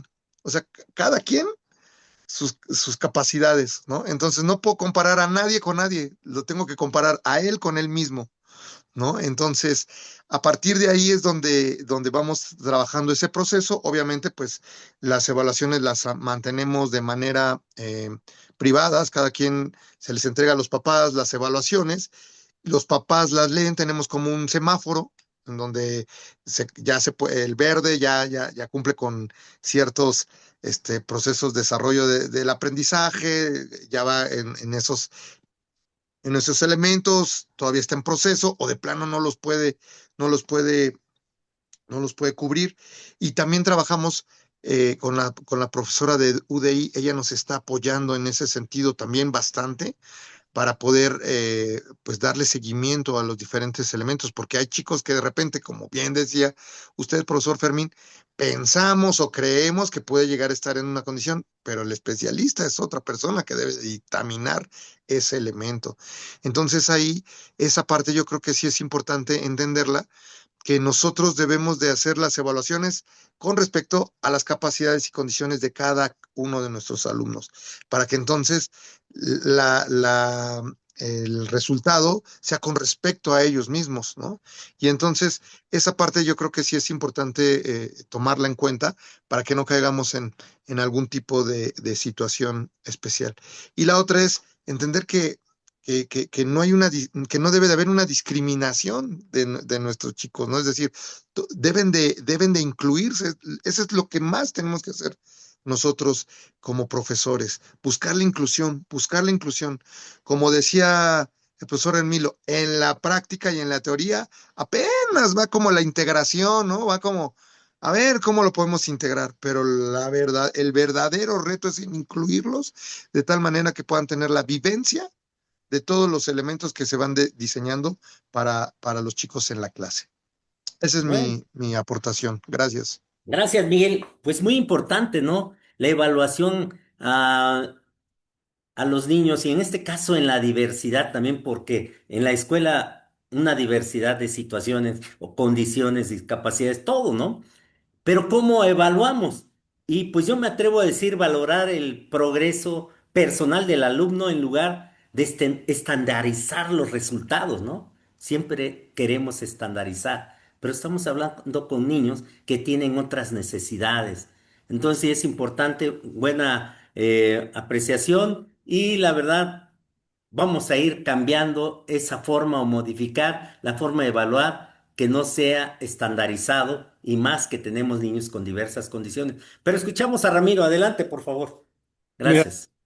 voy a dividir mi intervención en dos. La pregunta que nos hace la estudiante, la profesora que dice que fue asesora. Y en el otro, ¿cómo entrarle a las prácticas inclusivas? Lo voy a hacer de manera breve. Estoy hablando de educación física inclusiva o educación física adaptada. que es el paradigma, la forma de pensar, con un enfoque humanista. Entender que son personas, independientemente de quién atienda. Lo primero, si estoy hablando ahora de personas en condición de discapacidad, conocer la discapacidad que presenta. De ahí que no voy a dar recetas, no puedo dar recetas porque yo estoy aquí atrás de la pantalla y tú, maestro, maestra, maestro, sabes al niño que tú tienes y más bien me tendrías que estar diciendo, a ver, presenta esto, presenta aquello, y ya que una vez me digas qué presenta es que se puede dar la intervención, pero por lo menos ahorita te puedo decir es conocer la discapacidad que presenta tu alumno. Y lo más importante desde mi punto de vista, maestra, maestro, los planes y programas de estudio correspondientes al nivel en el que estás interviniendo para que sepas hacia dónde vas, cuál va a ser, hacia dónde vas a encaminar tu intervención. Tercero, ajustes razonables, profesores, que es hoy lo que hoy nos están pidiendo. Pero ajustes razonables ¿en qué? En educación física. Ahí es donde yo haría la pregunta. Y encontré un concepto en el Plan de Estudios 2013 de educación física secundaria que hablaba de la variabilidad de la práctica. Si tú tienes a tu niño en alguna condición, por eso les digo que es hipotético, no puedo generalizar, es hipotético. Ya conozco su discapacidad, conozco los planes y programas de estudio, me voy a extender. Conozco los planes y programas de estudio de acordes al nivel, pero aparte conozco la anatomía, la fisiología, las características cognitivas, psicológicas y motoras de este niño de acuerdo a su nivel. Hago mis ajustes razonables que dicen los ajustes que no tiene que ser una carga adicional a la planeación que lleva el maestro. Son ajustes que se hacen en la sesión, yo digo como los mosqueteros, uno para todos y todos para uno. Planea para uno pensando en todos, piensa para todos pensando en uno. Le estoy dando ya mis tips de lo que yo hago. Y cierro con la variabilidad de la práctica. En la actividad que tú pongas, primero verifica, modifica las reglas. ¿Cuál es la regla? Ah, que gana el primero que llegue y yo te pongo la inversa. Gana el último que llegue. Y entonces es cuando todo el mundo se conflictúa porque me están diciendo que ganar siempre es el que tiene que llegar primero, el que tiene que sobresalir, pero yo te digo, gana el último que llegue. Y entonces doy oportunidad a que el niño que se desplaza, ya no digo que camina, ni que brinca, ni que salta, el que se desplaza como pueda, va a intentar llegar y entonces los que caminan o que se desplazan de manera ordinaria o convencional van a tratar de ajustarse para no llegar primero. Los tiempos de ejecución, el rol de participación, profe, no me pongas al niño en alguna condición a que sea el portero. Ah, pues es que como sí lo estoy incluyendo que sea el portero, no. Tres tocan de los regulares y para hacer punto, anotación o lo que quieras, debe de hacerlo el niño al cual tú quieres valorar o que salga adelante. Hablando también de género, de hombres y mujeres, también debería ser una práctica donde las mujeres estén empoderadas. Los niveles de ejecución. No es lo mismo que yo le diga a un niño, corre, que si es convencional, a un niño que usa silla de ruedas, muletas o bastón, o tiene otra condición. De ahí que son estos cuatro elementos. Conocer la discapacidad, los planes y programas, los ajustes razonables, la variabilidad de la práctica en varios elementos. El espacio, el tiempo, el ritmo y el implemento. Cierro con esto, con la evaluación. ¿Por qué es importante, maestros, evaluar? Pues porque eso nos va a permitir también identificar el logro que estamos obteniendo. La buena voluntad está muy bien, ya lo incluí, pero ¿qué logros ha obtenido el niño? Alguien me va a decir, pues se le está pasando bien. Ah, bueno, si tu objetivo es que el niño sea incluido y por lo menos interactúe, como en el ejemplo que nos pusieron, donde los padres ya sabían que iba a fallecer el niño y que decían, bueno, a mí me interesa que participe, claro, está conociendo todos los antecedentes médicos, bueno, el asunto será que interactúe. Pero si tengo un Saúl Mendoza, no sé si lo ubiquen, Saúl Mendoza estudió en el DIF nacional en la secundaria, es atleta paralímpico, donde él tiene otros niveles de ejecución, que dijo, en México no me lo da, me fui a entrenar a Estados Unidos, a California, es atleta paralímpico en wheelchair, en silla de ruedas, en 400 metros, bueno, entonces ahí estamos hablando de otro nivel de desempeño. Por eso es importante conocer a mi niño. Si es cuadriparésico, espástico, imagínate, no mueve brazos, no mueve piernas, no tiene lenguaje, pues no lo voy a poner a que se desplace en una silla de ruedas y gane 400 metros. Pero entonces va a depender también de las condiciones que presente mi alumno. ¿Qué instrumentos recomiendo? Sí hay instrumentos para conocer cosas muy básicas. Alguien siempre en educación hablamos de rúbricas, de rúbricas, de listas de chequeo y estas. Yo siempre digo, agárrate un autor básico. Yo estudié psicomotricidad cuando salí del ESEF y ahí aprendí que hay unas baterías psicomotoras bien básicas. Por ejemplo, si quiero evaluar esquema corporal, ustedes que están en preescolar, o hasta con un adulto con discapacidad visual, ¿qué tanto conoce su cuerpo? Y no lo estoy etiquetando. Estoy identificando si la persona conoce que tiene una mano derecha o una mano izquierda, si sabe que hay una parte de arriba y una parte de abajo, que es adelante, que es atrás. Si identifico que no tiene consolidada su lateralidad y su ubicación espaciotemporal, foco rojo, porque entonces yo tengo que atender, trabajar lateralidad, esquema corporal, ubicación espacio-temporal. Por eso es importante la evaluación. Y como bien lo dijo Miguel, no hay más. Es una evaluación de mí para mí. Si estoy hablando de la regularidad, hasta en la regularidad hay diversidades, profesores, porque vamos a tener los picos. Ahora, si hablamos de condiciones, sean de personas en condición de discapacidad de alguna enfermedad, por supuesto también va a haber singularidades, pero tú y yo, docente, tenemos que estar preparados con nuestra batería aquí atrás, nuestro abanico de posibilidades, decir, si ya el chico tiene en alguna condición de discapacidad, pero es atleta, seguramente me interesa. Pero atleta paralímpico porque tiene una lesión de la cintura para abajo y de la cintura hacia arriba tiene las extremidades funcionales, a lo mejor me interesa medir la fuerza o la velocidad o la resistencia, porque independientemente que tenga una condición de discapacidad, hay también, es que es todo un abanico de posibilidades. No descarten la evaluación les va a dar un parámetro para saber dónde están parados y una vez que sepas de dónde estás parado, de dónde vas a partir, cuál es el piso al que estás tocando, potenciar el desarrollo del niño. Ese siempre debe, desde mi punto de vista, debe de ser la función de la evaluación. Potenciar el desarrollo del niño en el nivel que esté. Cierro con esto. Antes de continuar con Miguel, bueno, hablamos de diversas discapacidades, ya hablamos de de la discapacidad intelectual, del lenguaje, y existen muchas discapacidades físicas, como podemos hablar de la monoplegia, paraplegia, hemiplegia, espina bífida, distrofia muscular, parálisis cerebral y hasta amputaciones. Y una pregunta del público que dice, ¿el autismo es una discapacidad? Porque muchos, en algunos talleres que he asistido y que hemos invitado a algunas personas, se atreven y lo dicen y afirman, el autismo es una discapacidad. Adelante, ¿quién lo quiere contestar, maestro Ramiro o Miguel? Adelante, por favor. Gracias oportunidad, Miguel. Ok. Mire, Ok, adelante. de entrada, a ver, ¿a qué les suena esto? Instituto de las Personas con Discapacidad de la Ciudad de México. Con esto inicio. Instituto de las Personas con Discapacidad de la Ciudad de México, que dirige Ruth, por cierto, que está muy cerca de San Lázaro. Es un instituto para atender a personas en condición de discapacidad. Y se hacen foros, esa es mi área, y por supuesto tengo que asistir a estos foros porque aparte me interesan, en donde se identifican que las personas con trastorno del espectro autista entran dentro de la discapacidad psicosocial. Ujú. Otra vez lo comparto, ¿eh? Y como tal está bien especificado, es una discapacidad psicosocial que ha ido evolucionando profesores, en su conceptualización depende de si es el DSM-5 y ha ido evolucionando al DSM otro, porque y si no saben qué es el DSM, es un documento que habla precisamente de las patologías. Había una clasificación bien interesante, Asperger, síndrome de Rett, síndrome y varios, y el autismo. Alguien ya determinó que no, que solo hay una clasificación, trastorno del espectro autista, y que se va a diferenciar de acuerdo al nivel de apoyos que requiera. Hermilo tiene trastorno del espectro autista, pero con una indicación verbal puedo seguir indicaciones, ir y venir, puedo permanecer aquí, seguir al baño, regresar y puedo regularme. Estoy en un nivel.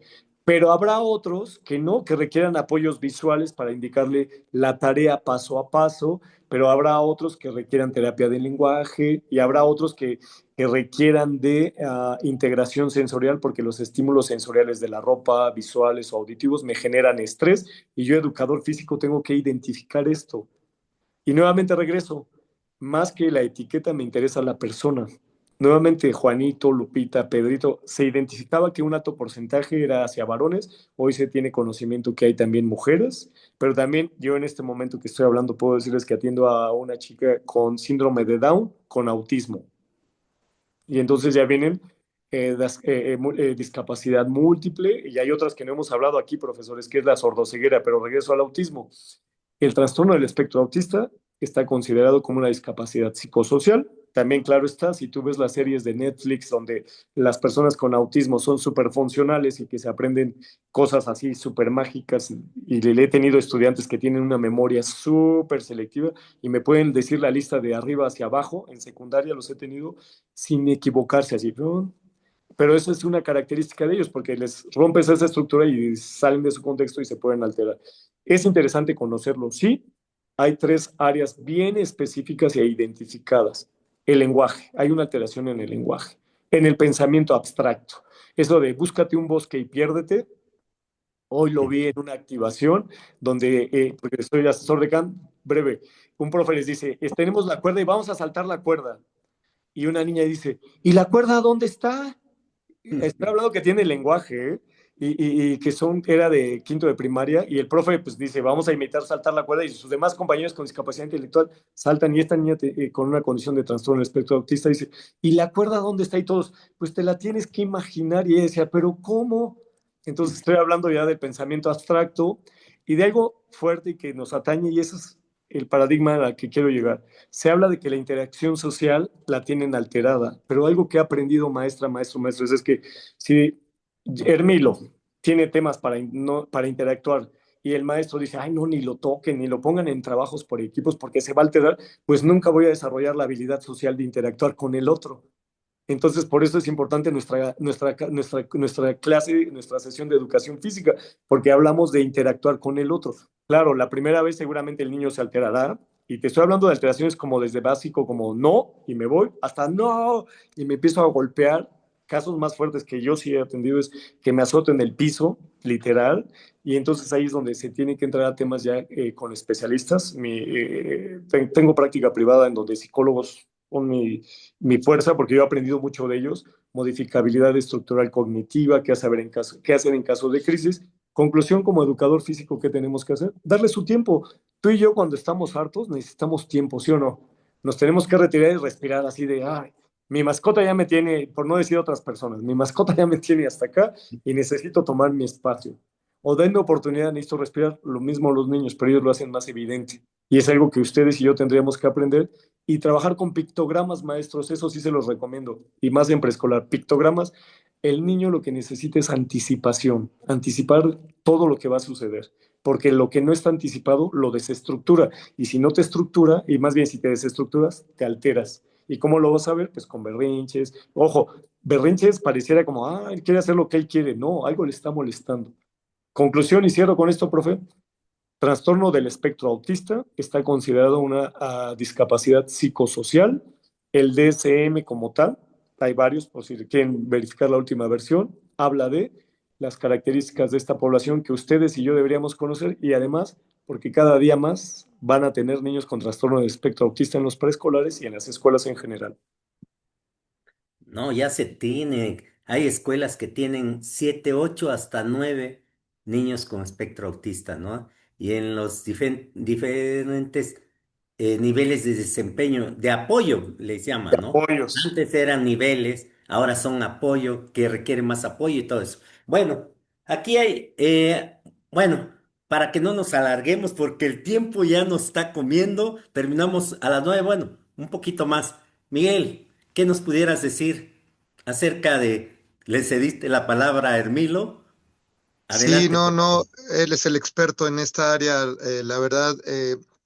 Y yo creo que esa parte, esto de lo que hemos estado hablando de este proceso de discapacidad, yo creo que es muy importante que nos demos cuenta que tarde o temprano, todos si llegamos a una adultez mayor, vamos a entrar en ese proceso de ser una persona en condiciones de discapacidad. Y entonces tenemos que abrir nuestra mente y saber que en algún momento vamos, ojalá y podamos también llegar a una edad donde pues ya más largo, pero seguramente vamos a llegar a un proceso de discapacidad. Acuérdense que hay diversos tipos, ¿no? Simplemente la pérdida de masa muscular, te vuelves más frágil, se deteriora la parte cognitiva, hay enfermedades crónicas que se van simplemente por la edad, ¿no? Dando la disminución sensorial, ¿no? La visión, la audición, y todos estos elementos pues se van dando. ¿Y dónde está la clave? ¿Dónde está el punto? En la actividad física ordenada y sistematizada y bien dosificada, que nos permite tener una mejor calidad de vida. Yo creo que esa parte también es importante entenderla, porque luego lo vemos como lejano, ¿no? Como que está por allá. Y mientras no nos toque que tenga algún familiar o alguna persona, bueno, pues que sea un buen tema, ¿no? Sin embargo, yo creo que esa parte es importante entenderla, que tarde o temprano la misma edad nos va a empezar a generar condiciones de discapacidad. Entonces, por eso es importante entender este proceso que para nosotros como personas, como seres humanos, tenemos que ir atendiendo y tenemos que tener esa sensibilidad también y esa conciencia. Como nos pasó, como nos comentaba César en la entrevista anterior, que decía, pues es que tenía clases en el primer piso y luego en el segundo piso y luego en el tercer piso. Pero el profesor que siempre había dado su cátedra 30 años en el segundo piso, dijo, yo no muevo mi clase. Y si quiere venir a clase, que se suba como pueda su silla con sus 100 kilos de silla entre él, la silla y su batería. Y si no, pues que repruebe la materia, ¿no? Tenemos que entrar en ese proceso de generar sensibilidad y conciencia de que en algún momento todos vamos a llegar a esa etapa. Entonces, yo creo que es importante esto muy bien como lo maneja el profesor Armilo. Creo que varias de estas estrategias que nos estabas dando, Armilo, vienen en tu libro, ¿no? Si no mal recuerdo.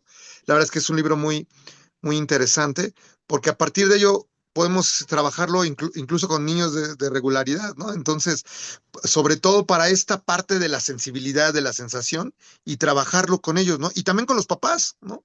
También con los papás, ¿no? De repente hacer como actividades como esto que ahora que nos vimos en este consejo técnico, que de repente nos decía, a ver, bueno, ahora vamos a hacerlo sin ver, ¿no?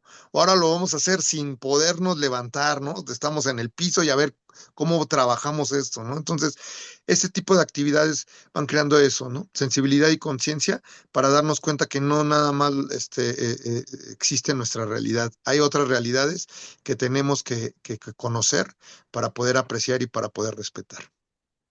Es cuanto. Bien, Gracias, Miguel. Bueno, como ya estamos llegando al quisiera final, aportar algo breve para que, adelante, pues por ya yo favor. sé que es el cierre. Profesor, creo que algo importante que tiene que ver es acompañamiento. El acompañamiento hacia nuestros maestros, a nuestros compañeros maestros y no nuestros, a nuestros colegas y de entre pares.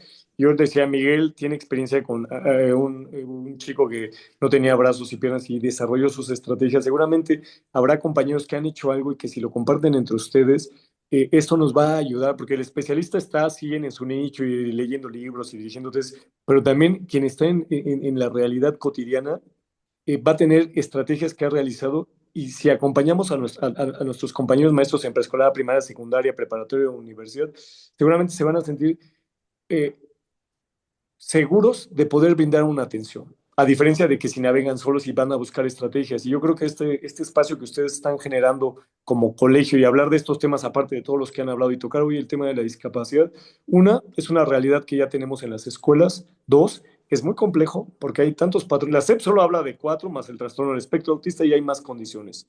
Y entonces estos espacios son eso, un espacio de enriquecimiento, de darnos cuenta que el otro ha atendido o que el otro tiene una estrategia y yo lo he dicho, generar espacios en donde nos conozcamos. De ahí te agradezco esta posibilidad. Y cuando le llegue un niño con alguna condición a uno de los maestros de preescolar, acompañarlo, cobijarlo y decirle, a ver, aquí hay esto, aquí está esto, porque entonces él va a decir, va, no estoy solo. Y el tema de la inclusión es que no voy solo, tiene que ser en comunidad. Me callo y con esto cierro ya. Gracias, no, no, de veras, yo creo que nos pasaríamos toda la noche y madrugada hablando de estas situaciones que son las condiciones y las discapacidades, ¿no? Pero bueno, maestros, hasta 2 minutos, conclusiones. ¿Empieza Miguel o empieza Ramiro? Conclusiones, por favor. Adelante. Sale, Miguel. Gracias, Hermilo, por cederme la palabra para que contigo cerremos con broche de oro. Esto es bueno. No, la verdad es que me da mucho gusto. Gracias, profesor Fermín, por abrir este espacio. Yo creo que es muy importante. Cada vez hay más gente en condiciones con discapacidad y parece ser que no queremos darnos cuenta, ¿no? Entonces yo creo que esa parte es importante. Nos va a ayudar este tipo de charlas, acercarnos a expertos, como en este caso Hermilo lo ha hecho muy bien y como él también siempre nos está invitando, ¿no? Acérquense a los médicos, acérquense a los cursos nacionales, acérquense a los cursos internacionales, porque todo va evolucionando. Y en ese proceso yo creo que es importante que nosotros también nos demos cuenta que como docentes tenemos esa responsabilidad, pero como seres humanos también tenemos esa capacidad de apoyarnos entre nosotros, ¿no? Con conocimiento, con conciencia y con buena voluntad, en ese orden. Entonces yo creo que esa parte nos va a ayudar a todos, a todo el gremio y a nuestra sociedad en general, a convertirnos en una sociedad más humana hoy tan necesario, ¿no? En ese proceso, ¿no? Entonces yo creo que sí es importante estos espacios e invitar a todos nuestros compañeros a que vayan de repente, pues como lo que usted está haciendo, profesor Fermín, a juntarnos allá en la Escuela Superior de Educación Física, ir a una práctica, un taller práctico teórico con el profesor Ramiro Hermilo, que nos ayudó mucho en esos procesos. Ojalá hay muchos inspectores también estén en esa disposición e ir generando estos espacios que fortalezcan para que todos vayamos creciendo como gremio y como seres humanos. Muchas gracias por la invitación. Un abrazo fuerte. Adelante, maestro Ramiro. Gracias. Cierro con lo siguiente. El derecho a la educación, en este país por lo menos, es un derecho que todos tenemos. Desde la península de Yucatán hasta la frontera con Estados Unidos, el ser mexicanos nos da el derecho a la educación y la educación física es parte de ese derecho. Recibir una educación, tenga discapacidad, sea afrodescendiente, sea de la comunidad LGBTQ y más, tenga dos padres o tenga dos madres, porque estoy hablando ya de la diversidad, no tiene que ser una limitante para que yo reciba una educación de calidad. Anteponer los derechos humanos de las personas, maestros preparados, y con conocimiento sobre todo para brindar una educación como nos lo piden de calidad con un enfoque humanista. Agradezco estos espacios y sobre todo a las personas que estén escuchando esto, profesor Fermín, que ustedes promueven, porque este es un intercambio de ideas entre pares, entre maestros, que ni unos saben más ni unos saben menos. Yo siempre lo he dicho, creo que estoy en una etapa de aprendizaje continuo, porque las realidades que yo tengo en la ESEF son diferentes a las que Miguel tiene en la UNAM y aprendí hoy algo y que seguramente en la ESEF yo propondría que nosotros como maestros también tengamos actividad física, porque esa idea me gustó, pero así como esa yo creo que entre todos ustedes que han logrado esta red de networking, de intercambio de experiencias, deberíamos tener en todo el país, pero bueno, está aquí en la Ciudad de México, aprovechémosla y adelante. Gracias por la invitación. No, gracias a ustedes, maestro Hermilo Ramiro y también maestro Miguel Sánchez, grandes personalidades que han trabajado y han dado la vida, así le llamo, con los niños con discapacidad y diversas condiciones. De veras que cuando un niño llega a la escuela es gratificante trabajar con ellos porque hacemos de ellos, al estimular todas esas capacidades y hacer niños de bien, niños que se pueden integrar a una sociedad, no tiene un valor. Cada quien le pone el valor que quiere. La sociedad nos los premia si lo hacemos bien y si no, nos los demanda. Gracias. Antes, también quisiera terminar con una conclusión. ¿Sería la educación física bajo un modelo inclusivo conveniente que se realizan actividades en el patio, que sea un lugar de aprendizaje diverso, donde cada estudiante, independientemente de su discapacidad, encuentre un lugar de mejora, tanto de su autoestima y de su salud? Esa sería mi conclusión. En el patio, mejora de su salud, de su condición y de su autoestima. Muchas gracias, Ramiro, muchas gracias, Miguel Ángel. Queda grabado este programa, el enlace que le envié al final, lo pueden compartir con alumnos, familiares, compañeros, amigos y lo pueden ver sábados, domingo, cualquier día, cualquier hora. Les agradecemos siempre compartiendo, pero sobre todo el conocimiento de ustedes.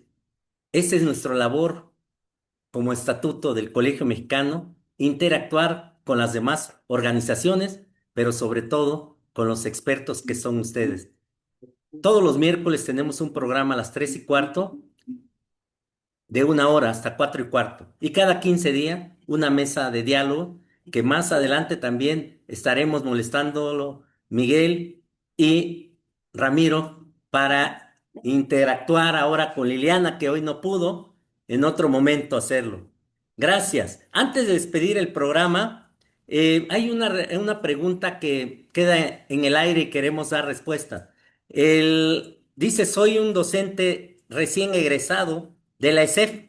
Me gustaría saber si además de solicitar los certificados médicos, será necesario solicitar una hoja responsiva a los padres de familia, donde los papás con su puño y letra hagan saber del estado de salud de sus hijos y por lo tanto afirmar que sus hijos, más bien firmar que sus hijos pueden realizar actividades físicas y que sean responsables siendo conscientes y firmando ese documento. ¿Cómo ves? La respuesta breve, sí, ya, con esto, porque tendría un elemento. No sé qué opines, Miguel.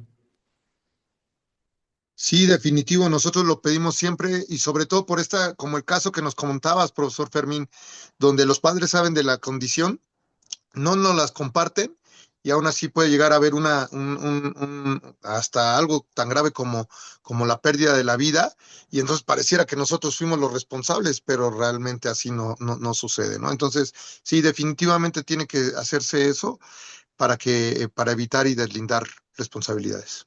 Claro, y por guía operativa también se solicita y es obligatorio de padres de familia entregar el certificado médico y en ese caso, está la cédula profesional y firma del médico tratante y es el responsable directo. Indirectamente somos nosotros cuando en nuestra planeación realizamos actividades que no, que podemos poner en riesgo a nuestros alumnos o en los espacios de riesgo. Entonces, sí somos corresponsables. Sin embargo, el médico que extiende el certificado médico es el responsable. Y si pueden solicitar un documento como responsiva, también sería un buen sustento. Sin embargo, en el momento de jurídico, no toman porque el papá puede decir, me obligaron a entregar ese documento. Entonces, el certificado médico es el que tiene la mayor validez, porque es el médico el que debe de decidir si puede o no realizar actividades físico-deportivas. Y si no puede realizar y si dice el médico que no, ni los toquen. Hay otras actividades que pueden realizar. Es cuanto, maestros. Les agradecemos su presencia, maestro Ramiro, maestro Miguel. Gracias por estar aquí. De veras que nos llevamos todo el público que los escuchamos y los vimos gratos conocimientos y la verdad ponerlos en práctica, porque muchas veces desconocemos el trabajo que se realiza con niños, jóvenes, adultos también, con discapacidad o diversas condiciones. Gracias a ustedes, a nombre del Colegio Mexicano de Educadores Físicos, nuevamente les agradecemos su presencia y nos vemos en las próximas. Que tengan una bonita noche. Gracias a todas y a todos en los diferentes países que nos ven y sobre todo en la Ciudad de México y a nivel nacional. Hasta pronto. Gracias. Abrazo fuerte y buenas noches. Buenas noches. Gracias.